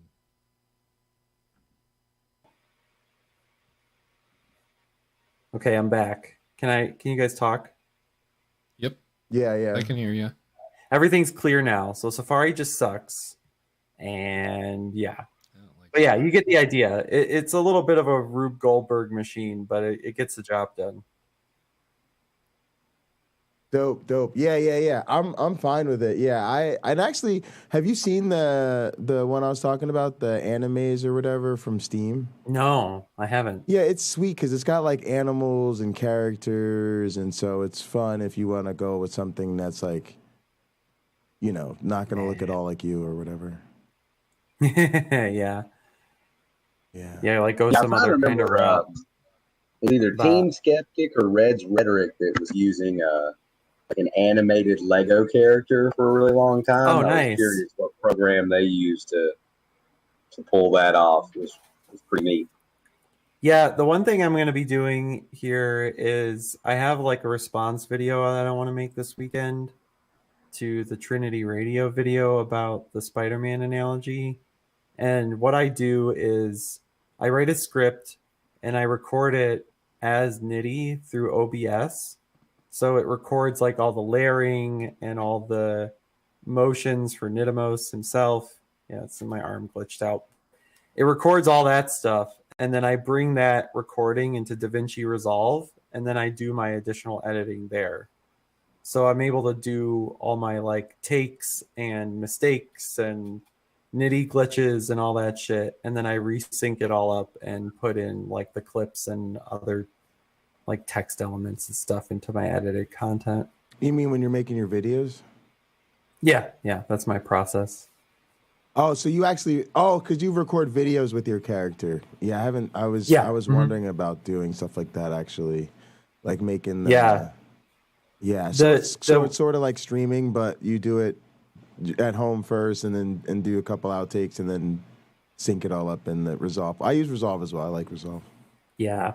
And that has like the fact that DaVinci Resolve is like free, and once you start getting into like using it, it's pretty intuitive. Like once my Ableton brain started to work on what I was looking at in DaVinci Resolve, I'm like, oh wow, I can actually do this. So yeah. My Stinkin' Summer Institute is my first edited video where I respond to like my church's teaching at a summer conference on 1 Samuel, and the character of Saul, and like what not. They basically are like, this is what not to do in your Christian life and being a leader and blah blah blah. All right, so which is like total bullshit. But anyway, if you used a cartoon besides yourself, what would you be? I guess No Name. I would be Meatwad. Oh, you're asking me? I'd be Tim Curry from Legend. The Darkness. I would just be a wizard. I want to be like a dope, like a black Gandalf wizard. That'd be pretty sweet. I'd be a cloaked inquisitor. Tux, you wouldn't be 90s Spider-Man Kingpin? Whatever you just said sounds like a language I don't speak. Okay. I don't know what that exactly means. I think you're having some connection issues, Tuts, because your You're lagging. video and audio aren't syncing up. Oh, yeah? This is why I never have nice things. Nah, you look. Yeah, You're I mean- fine. You're fine. Tux, don't worry about it. I think it's theirs, but you look good on the stream. I look good on the stream. Yeah. You've been watching me on the stream. Yeah.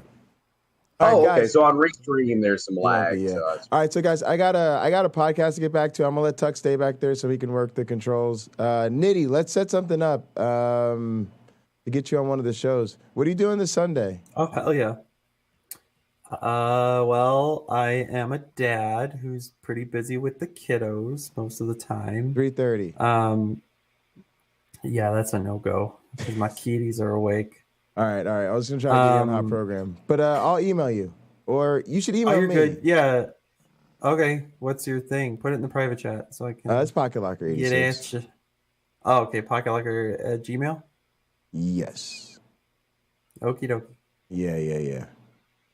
All right, I got a podcast I'm gonna get back to, and then I'm gonna eat soon. So, but yeah, No Name. Did you? I appreciate you coming through for a little bit. Did you? Is there anything else you wanted to talk about?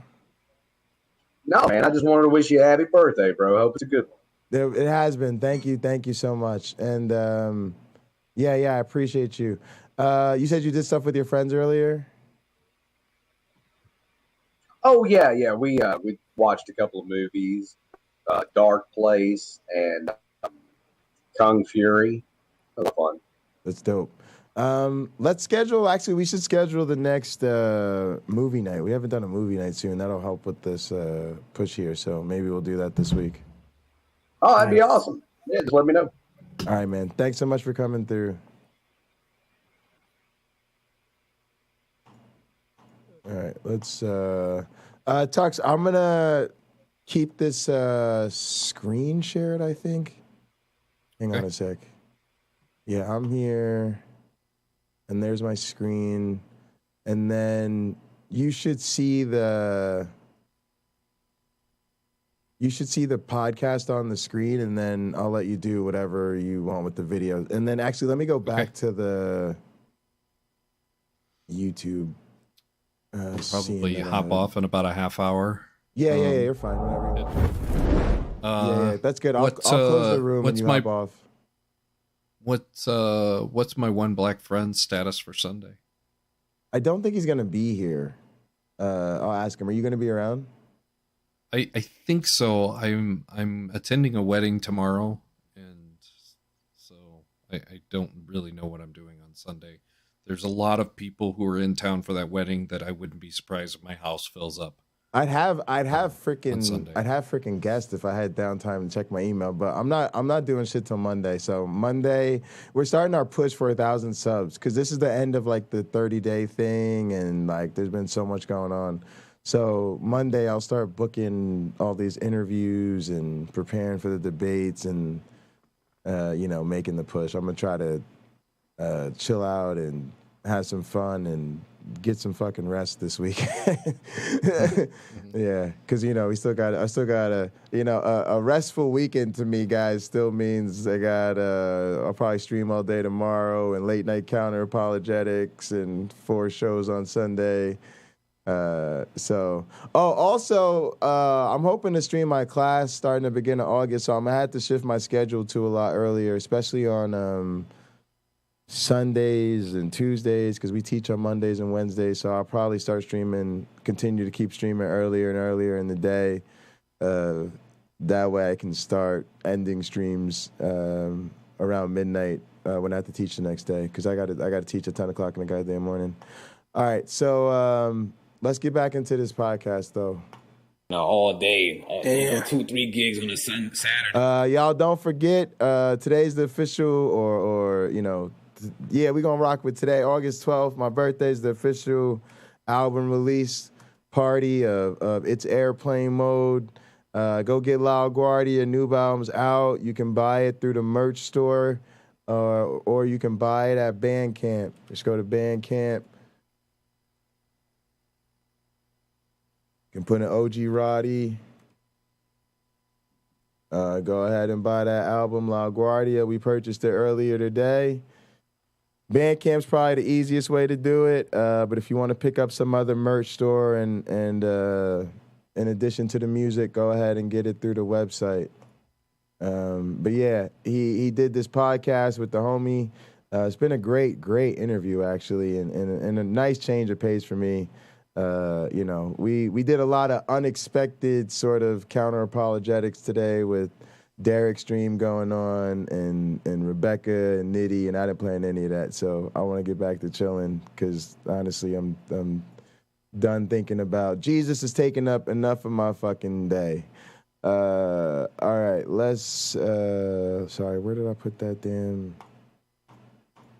I don't know where I put that damn podcast. Oh Lord, I want that. I don't need that. I thought it was over here. Did I? Oh, here. Niggas. Listen, y'all, it ain't as easy as 2, 3, baby. I gotta work on something. You know, now I don't feel bad going out there because I'm getting paid for it, but it's definitely sucks still. Any benefits from it? I was just going out there for free pretty much, and now it's you know, now I don't feel bad going out there because I'm getting paid for it, but it's definitely sucks still, like, you know, missing them times with the kids and, you know what I'm saying? Baby, I got to work on Sunday. I got to work on Saturday, you know, all day. Damn. 2, 3. No Name, thanks for coming through, bro. Appreciate you, man. We out here. We trying to push to 1,000 subscribers. I'm trying to spend a lot more time alone on the stream. I think what's-his-face said it best. Otangelo said it best. I enjoy monologues better than dialogues. You know, I'm just trying to, I got a lot that I'm getting into, y'all, and I'm trying to work and I have a lot of thoughts about things. I'm trying to really push myself out there. And I do have a lot of co-hosts, right? Y'all see when Tux gets in here, I'm trying to do more of my co-hosts. So like Tux, and we got my hot program with my one black friend. Every Monday and Wednesday, we're going to be doing Science Time with Cliff. And we also probably going to be doing regular streams with Rodrigo. And then hopefully also regular streams with my dad. So other than that, I'm going to try to do what a lot of the other growing streamers do, which is really keep it limited as far as when people are doing call-ins and how much time they spend in. That way I'm not just, you know, spending endless hours going on about stuff when I'd rather just get busy with some other things we got going on.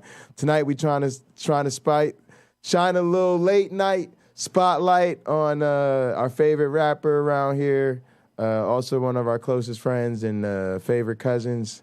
I don't want to say the favorite cousin because all my cousins know we all get together, we all love each other, and we all have our own relationships, and we all get along super close. He's actually got other cousins that's out there in Jersey he spends a lot of time with too. So, you know, it's a family gang when we get together, but me and Ty are especially close. I'll put it that way. Gigs on a Saturday, niggas.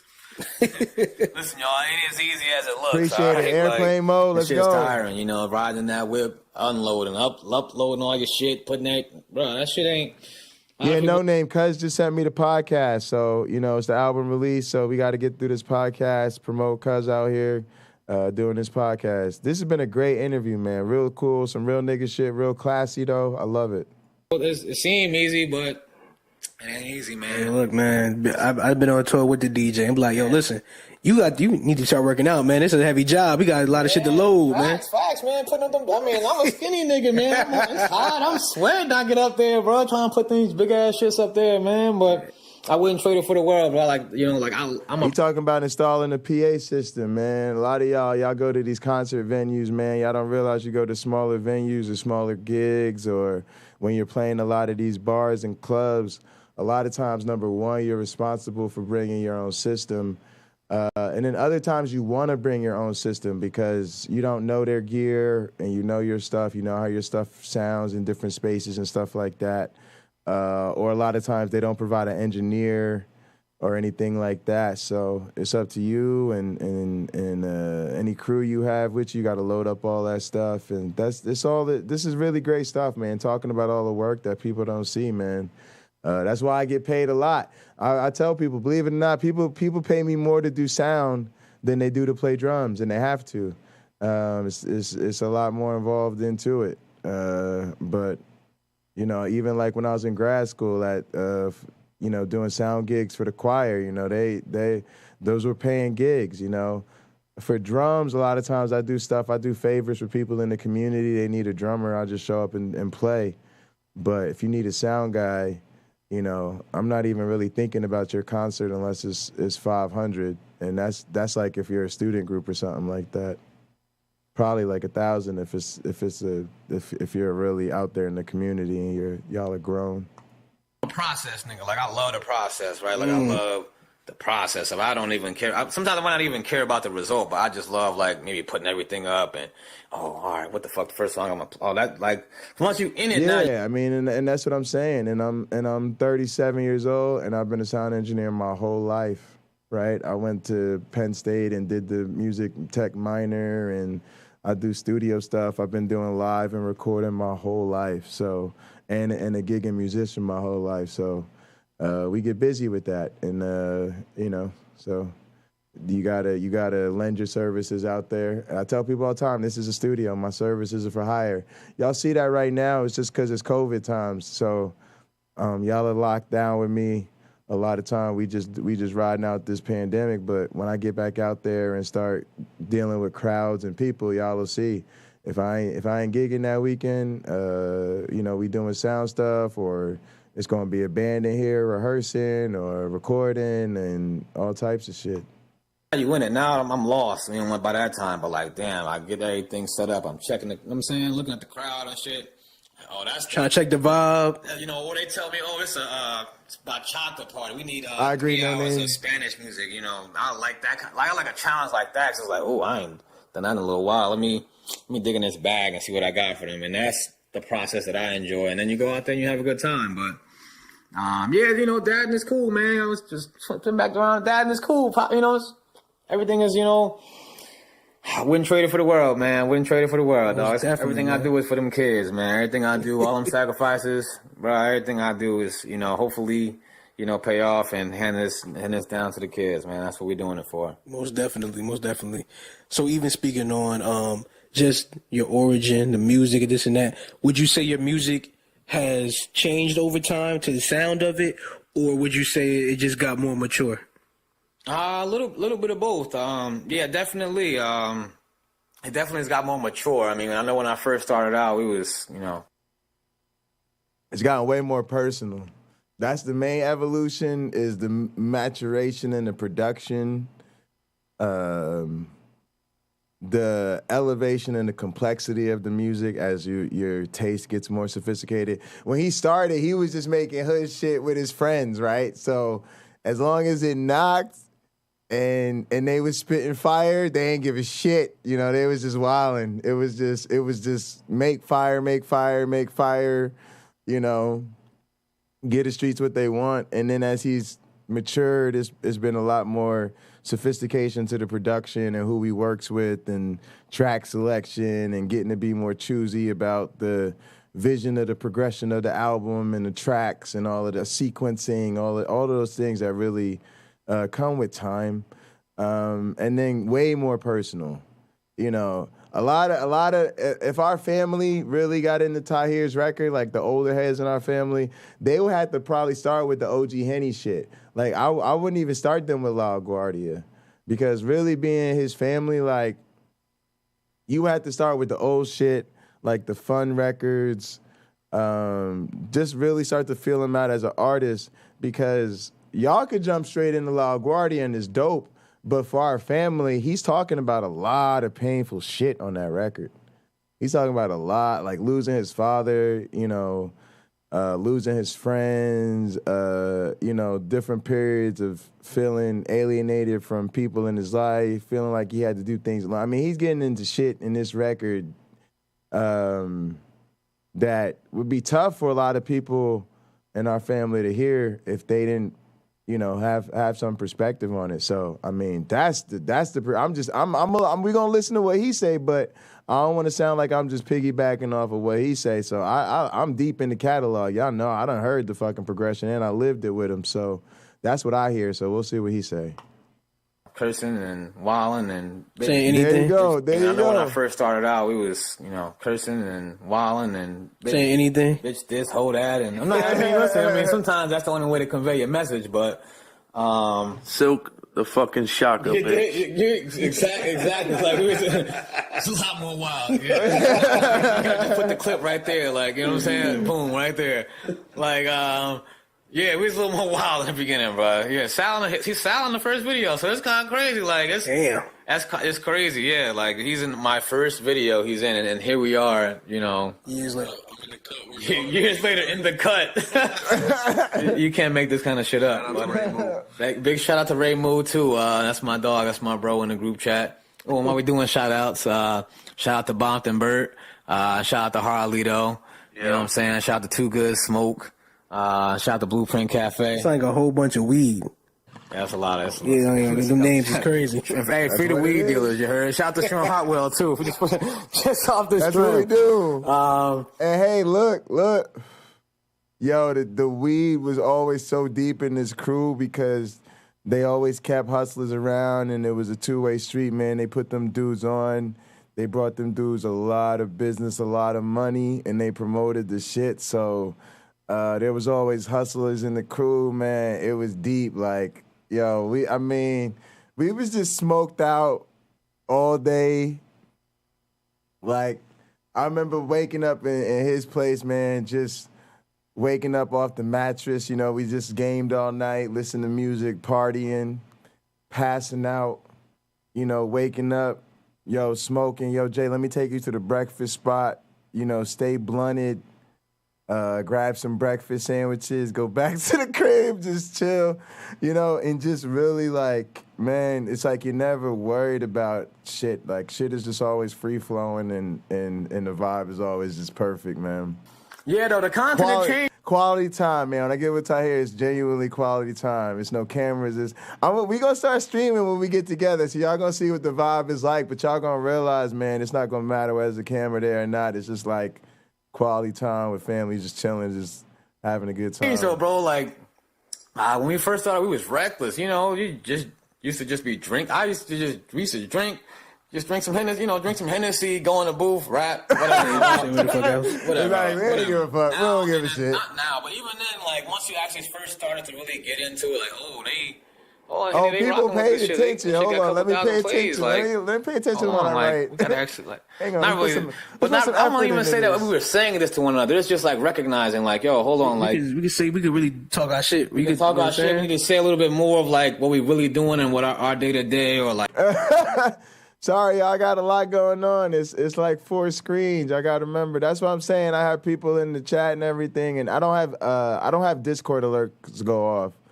All my Discord alerts are muted, so appreciate you, Bass Berserker. But yeah, just let me know in the chat because I don't keep it up. I'm gonna pull it up though, so I'm hoping it's safe for the screen.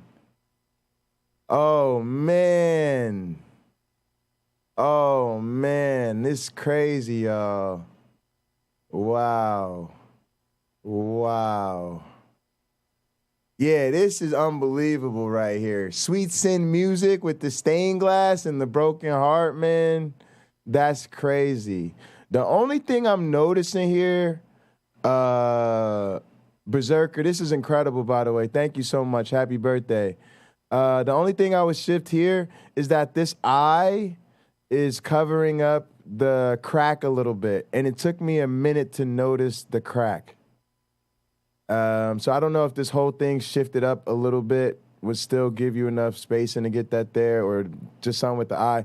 But otherwise, man, this is perfect. And I only say that because I don't know if it would ever make a difference if we ever tried to get it printed or anything like with the actual shape or whatever. Like if we ever tried to make it like a patch. Because I'm thinking a lot of this stuff we could turn into patches, right? So I will also love to get this like patches put on my cuts, right? I have all those biker vests, right? I'm in the Sacred Death Motorcycle Club. So most of the cuts y'all see, I have a red one, a black one, I have a white one. I don't wear the white one a lot because it got a little faded, but I'll get another white one and wear the faded one. I don't really care. And then I have a denim one. And then eventually I'm going to start getting leather ones. But I want to have, the patches all over them. Of course, I want to put the Sacred Death patch on the back, but I have a lot of patches. I just haven't had time to start ironing them on. But yeah, I love this. This is incredible. Yeah, this is perfect. This is amazing. Church of the Flying Man. This is perfect. Perfect. And also our names are a little bit weird, but we're the First Church of the Cult of the Flying Man, if anybody cares. The Cult of the Flying Man.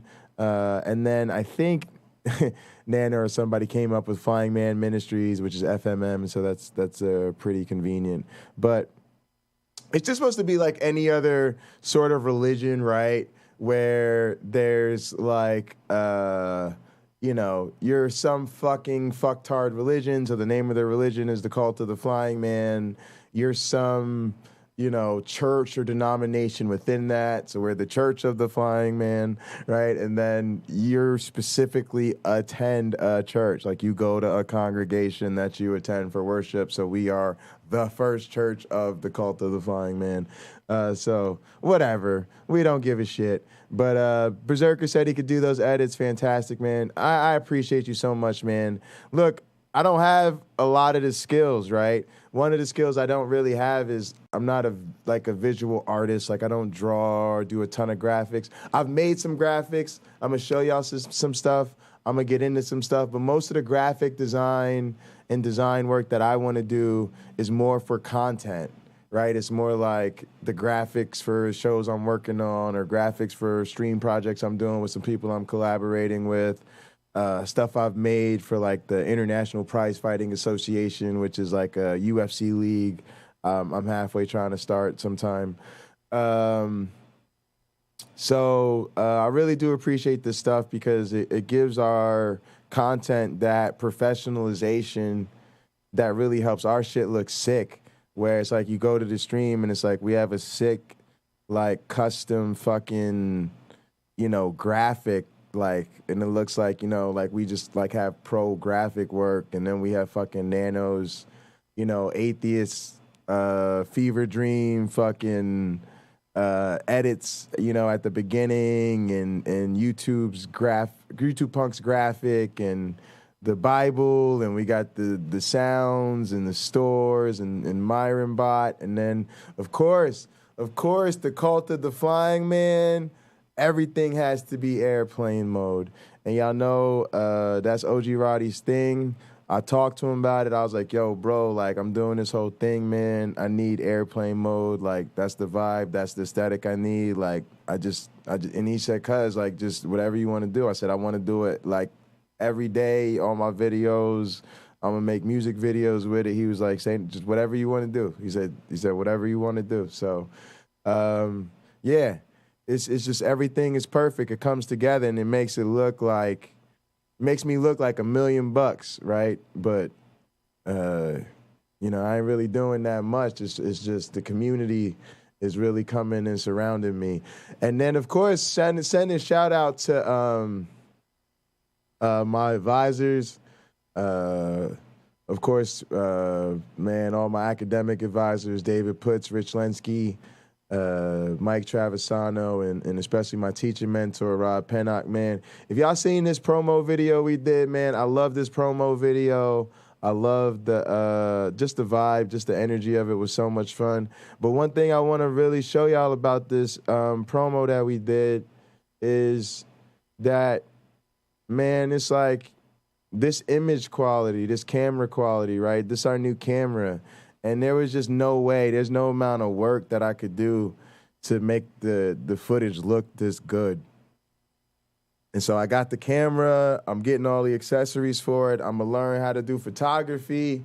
I'm gonna start shooting photos and putting photos on the phone. I'm gonna start shooting shit in my neighborhood and the night sky and the motherfucking Michigan rodents and shit.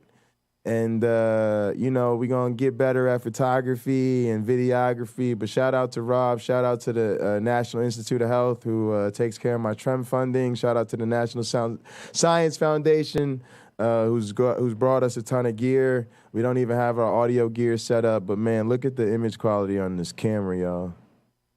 Whooping the ass of world champions at Go. All right, this is what we're going to do to celebrate it before we get back into this podcast. For those of y'all that knew, I appreciate all the love.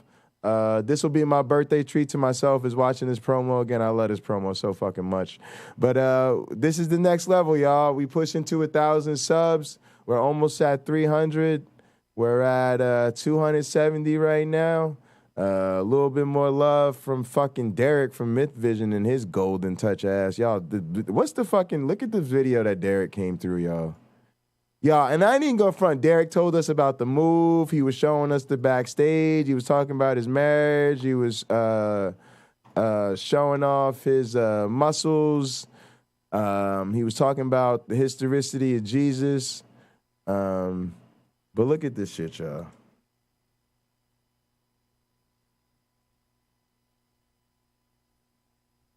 Look, he came through one time in that video. He came through for like an hour and chilled with us. That video has 840, has almost 1,000 views. There's nothing on his channel even close to that. It was the middle of the goddamn night. He just came through, dropped it on his social real quick, and like it's just crazy, man. Derek, man, I don't understand this guy, man. All right, let's watch this promo one more time, and then we're going to get back into the podcast. But check out the image quality. Just the camera looks like $1,000,000 fucking bucks, y'all. But that's what I mean. We out here looking good, and it's just because my advisor supported me. He was like, yo, Jay, make these a video real quick so we could get you some equipment. He loved the video. He loved my talk. He loved the Black Darwin character. Rich Lenski sent me a very nice email. He said he really enjoyed my talk and my presentation about my Vita Ed exercise. So we out here. We are fulfilling our obligations to the National Science Foundation, which is important because when you show the government you are a good steward of their money, they send you more money.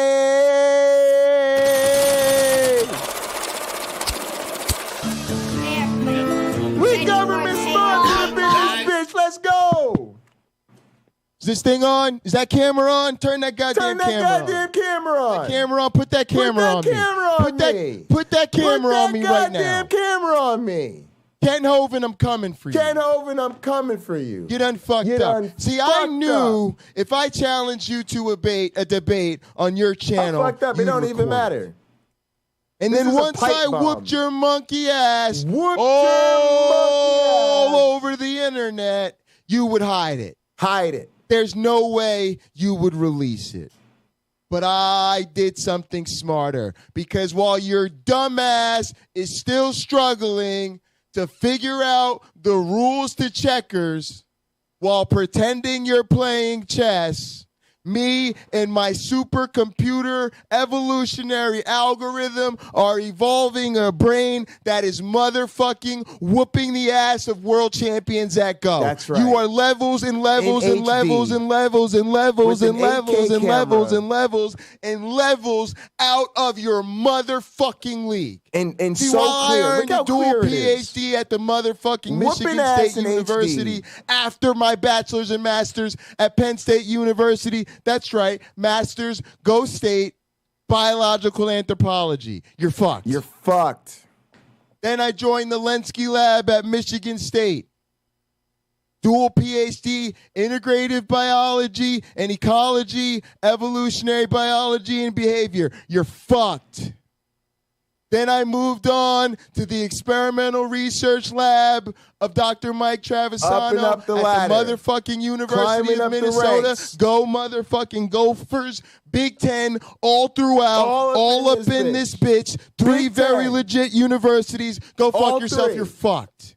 What did your lazy ass do? You went to some bullshit ass hole in the wall. That's a compliment. It's a motherfucking trailer in the middle of nowhere, Colorado, where you wrote some piece of shit toilet paper dissertation that I will rip up in your face to show you that it is not worth a goddamn thing, Kent Hovind. Not a goddamn thing. I am coming for your ass. Coming for your ass. August 29th.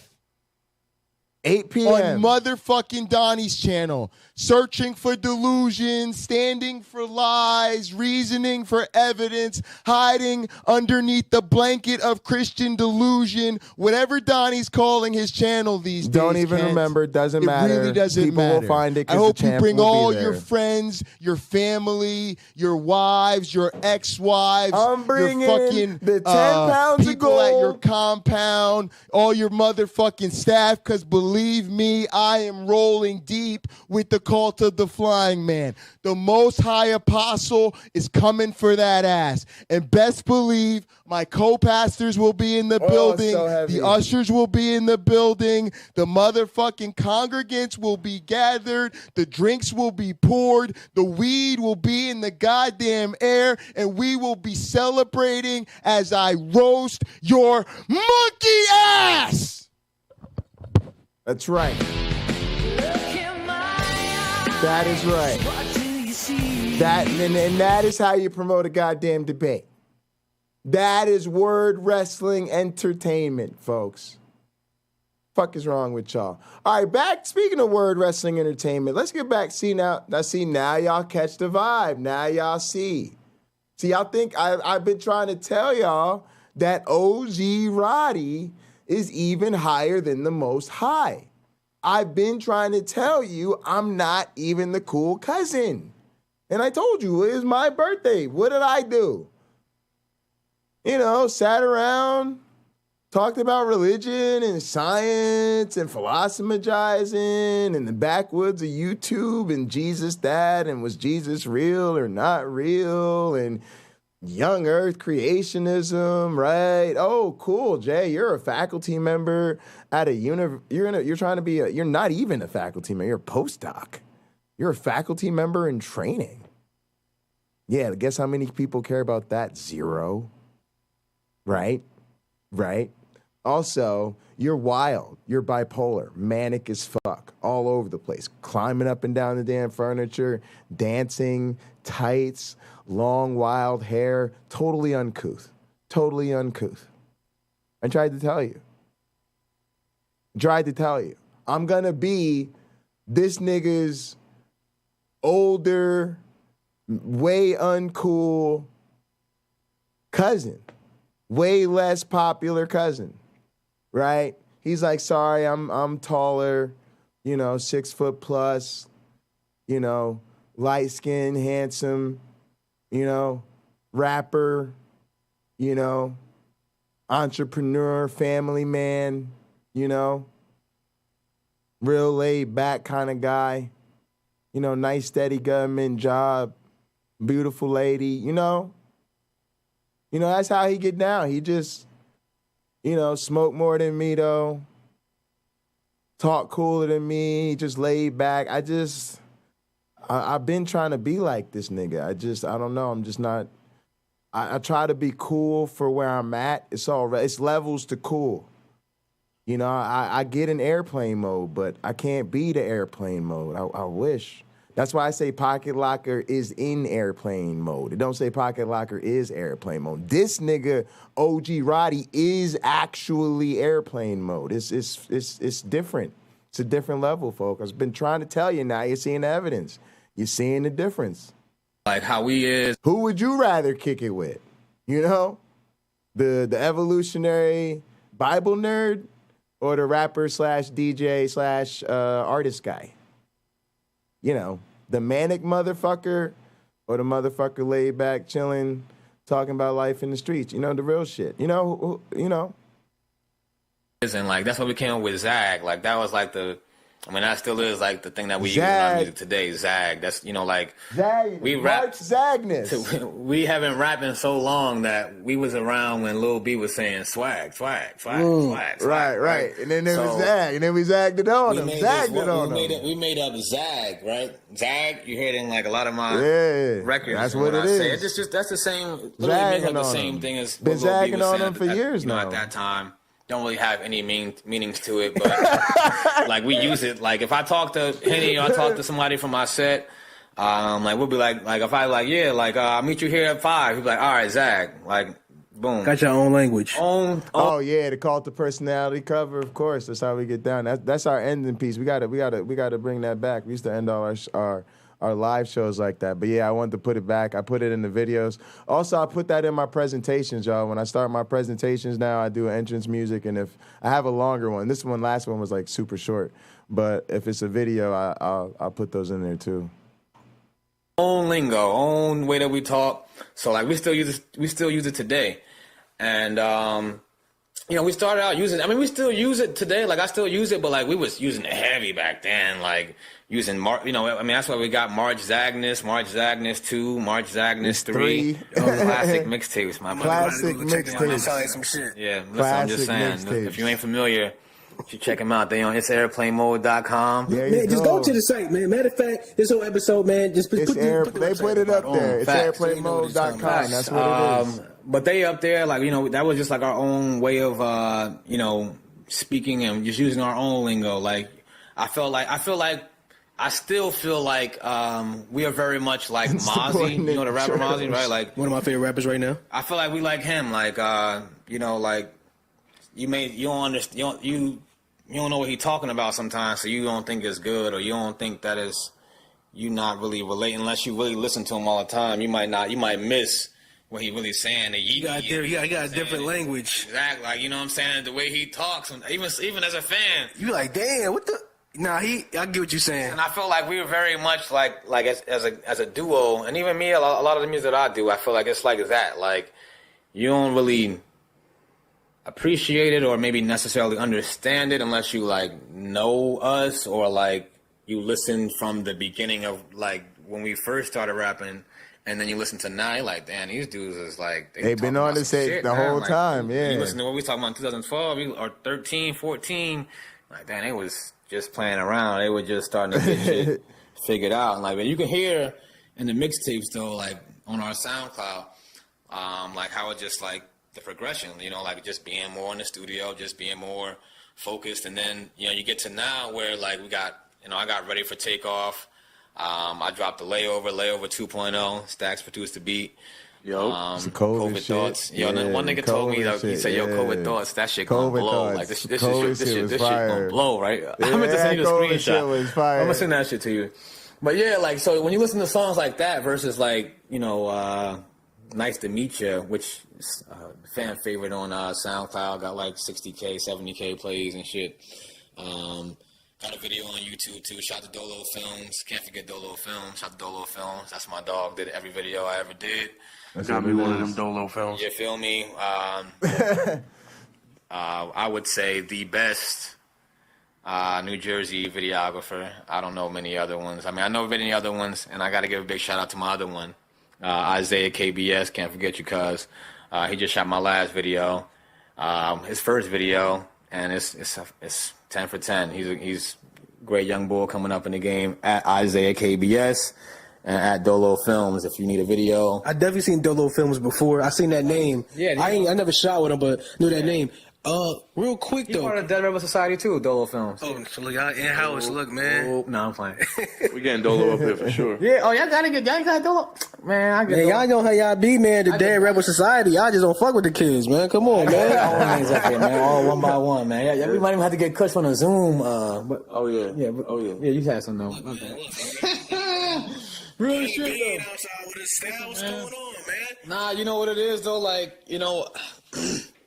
we I'm about to heat up some food. Most of my homies, man, honestly, like, unfortunately, like, I won't even say, everybody say, oh, we different, like, we not like, we might be together, we might be out, we won't never post nothing on the gram, we We might go to the studio, don't ever post it. We might go, and like I know that like in today's time, like content is king, and like that's all. Like I'm hip. I mean, I'm familiar. You check the gram. I'm always posting them reels and shit, man. Trying to stay with the algorithms, but like when I'm with the homies, like that ain't really our twist. Like so like as I said, we came up before any of that shit was ever really popular to be like with the homies and be putting selfie like, yo, we here, we got 1942, or we drinking this, and we got Clico, and we like. I got you. I get what you're saying, man. We a little old too, so like we enjoy having our should be private. So it's never really a slight to like y'all or anybody. I'm sure there's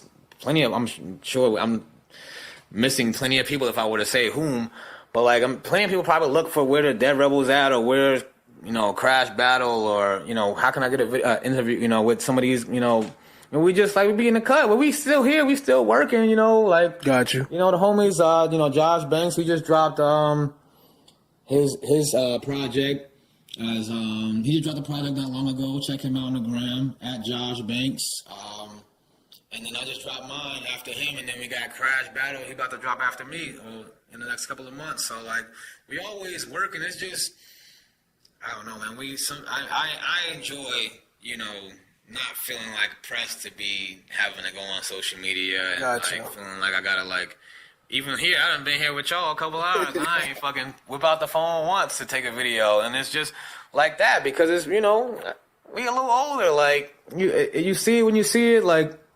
Starting, we making, we got a little source of income coming in. You're doing okay. Like the gram is the gram. It's gonna be there, but like, got you. That's really what it be a lot of the time. So even with this, and I could say like how they were saying in the beginning with this whole it's really been about 3 years, just on the strength of like, the timing is right, man. I wasn't ready, but I'm ready now. I mean, shit ready now. Like shit is up. I'm in a good mood. I mean, shit is great. Like. I really got no complaints. The merch is doing well. The album, like I said, it's when it's airplanemode.com. But I put it up on the stream. I didn't put it up on the streaming services yet. But like, I had a homie go and buy that shit for $100. Like, that's love. I mean, that's like 25,000 streams. No flex. I'm just explaining like when you flex. When you do it, not even though, but like when you do it your way, like.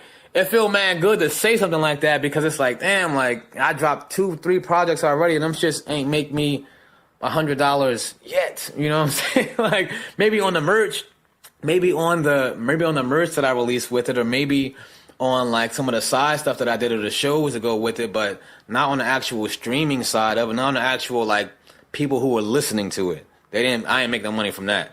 I might have made $100 on the 3 tapes before this one, maybe. Now you giving the people right now game. You feel what I'm saying? That's what it's about. You know what I'm saying? So like, a lot of other artists in Jersey, they gonna know like, I got this crazy following. Why am I going through Apple Music when I could just go through myself? I know you got 10, 20 people who would give you $25, $30, whatever, $10. Your moms, your pops, uncle, aunt. Like, my mom's one of my biggest supporters. Like, yeah, do that. Do this, do that. Oh, this is great, Rod. I like this. She on the tape too, and she probably gonna watch. Shout out to moms. She probably gonna watch this too. So shout out to Big T.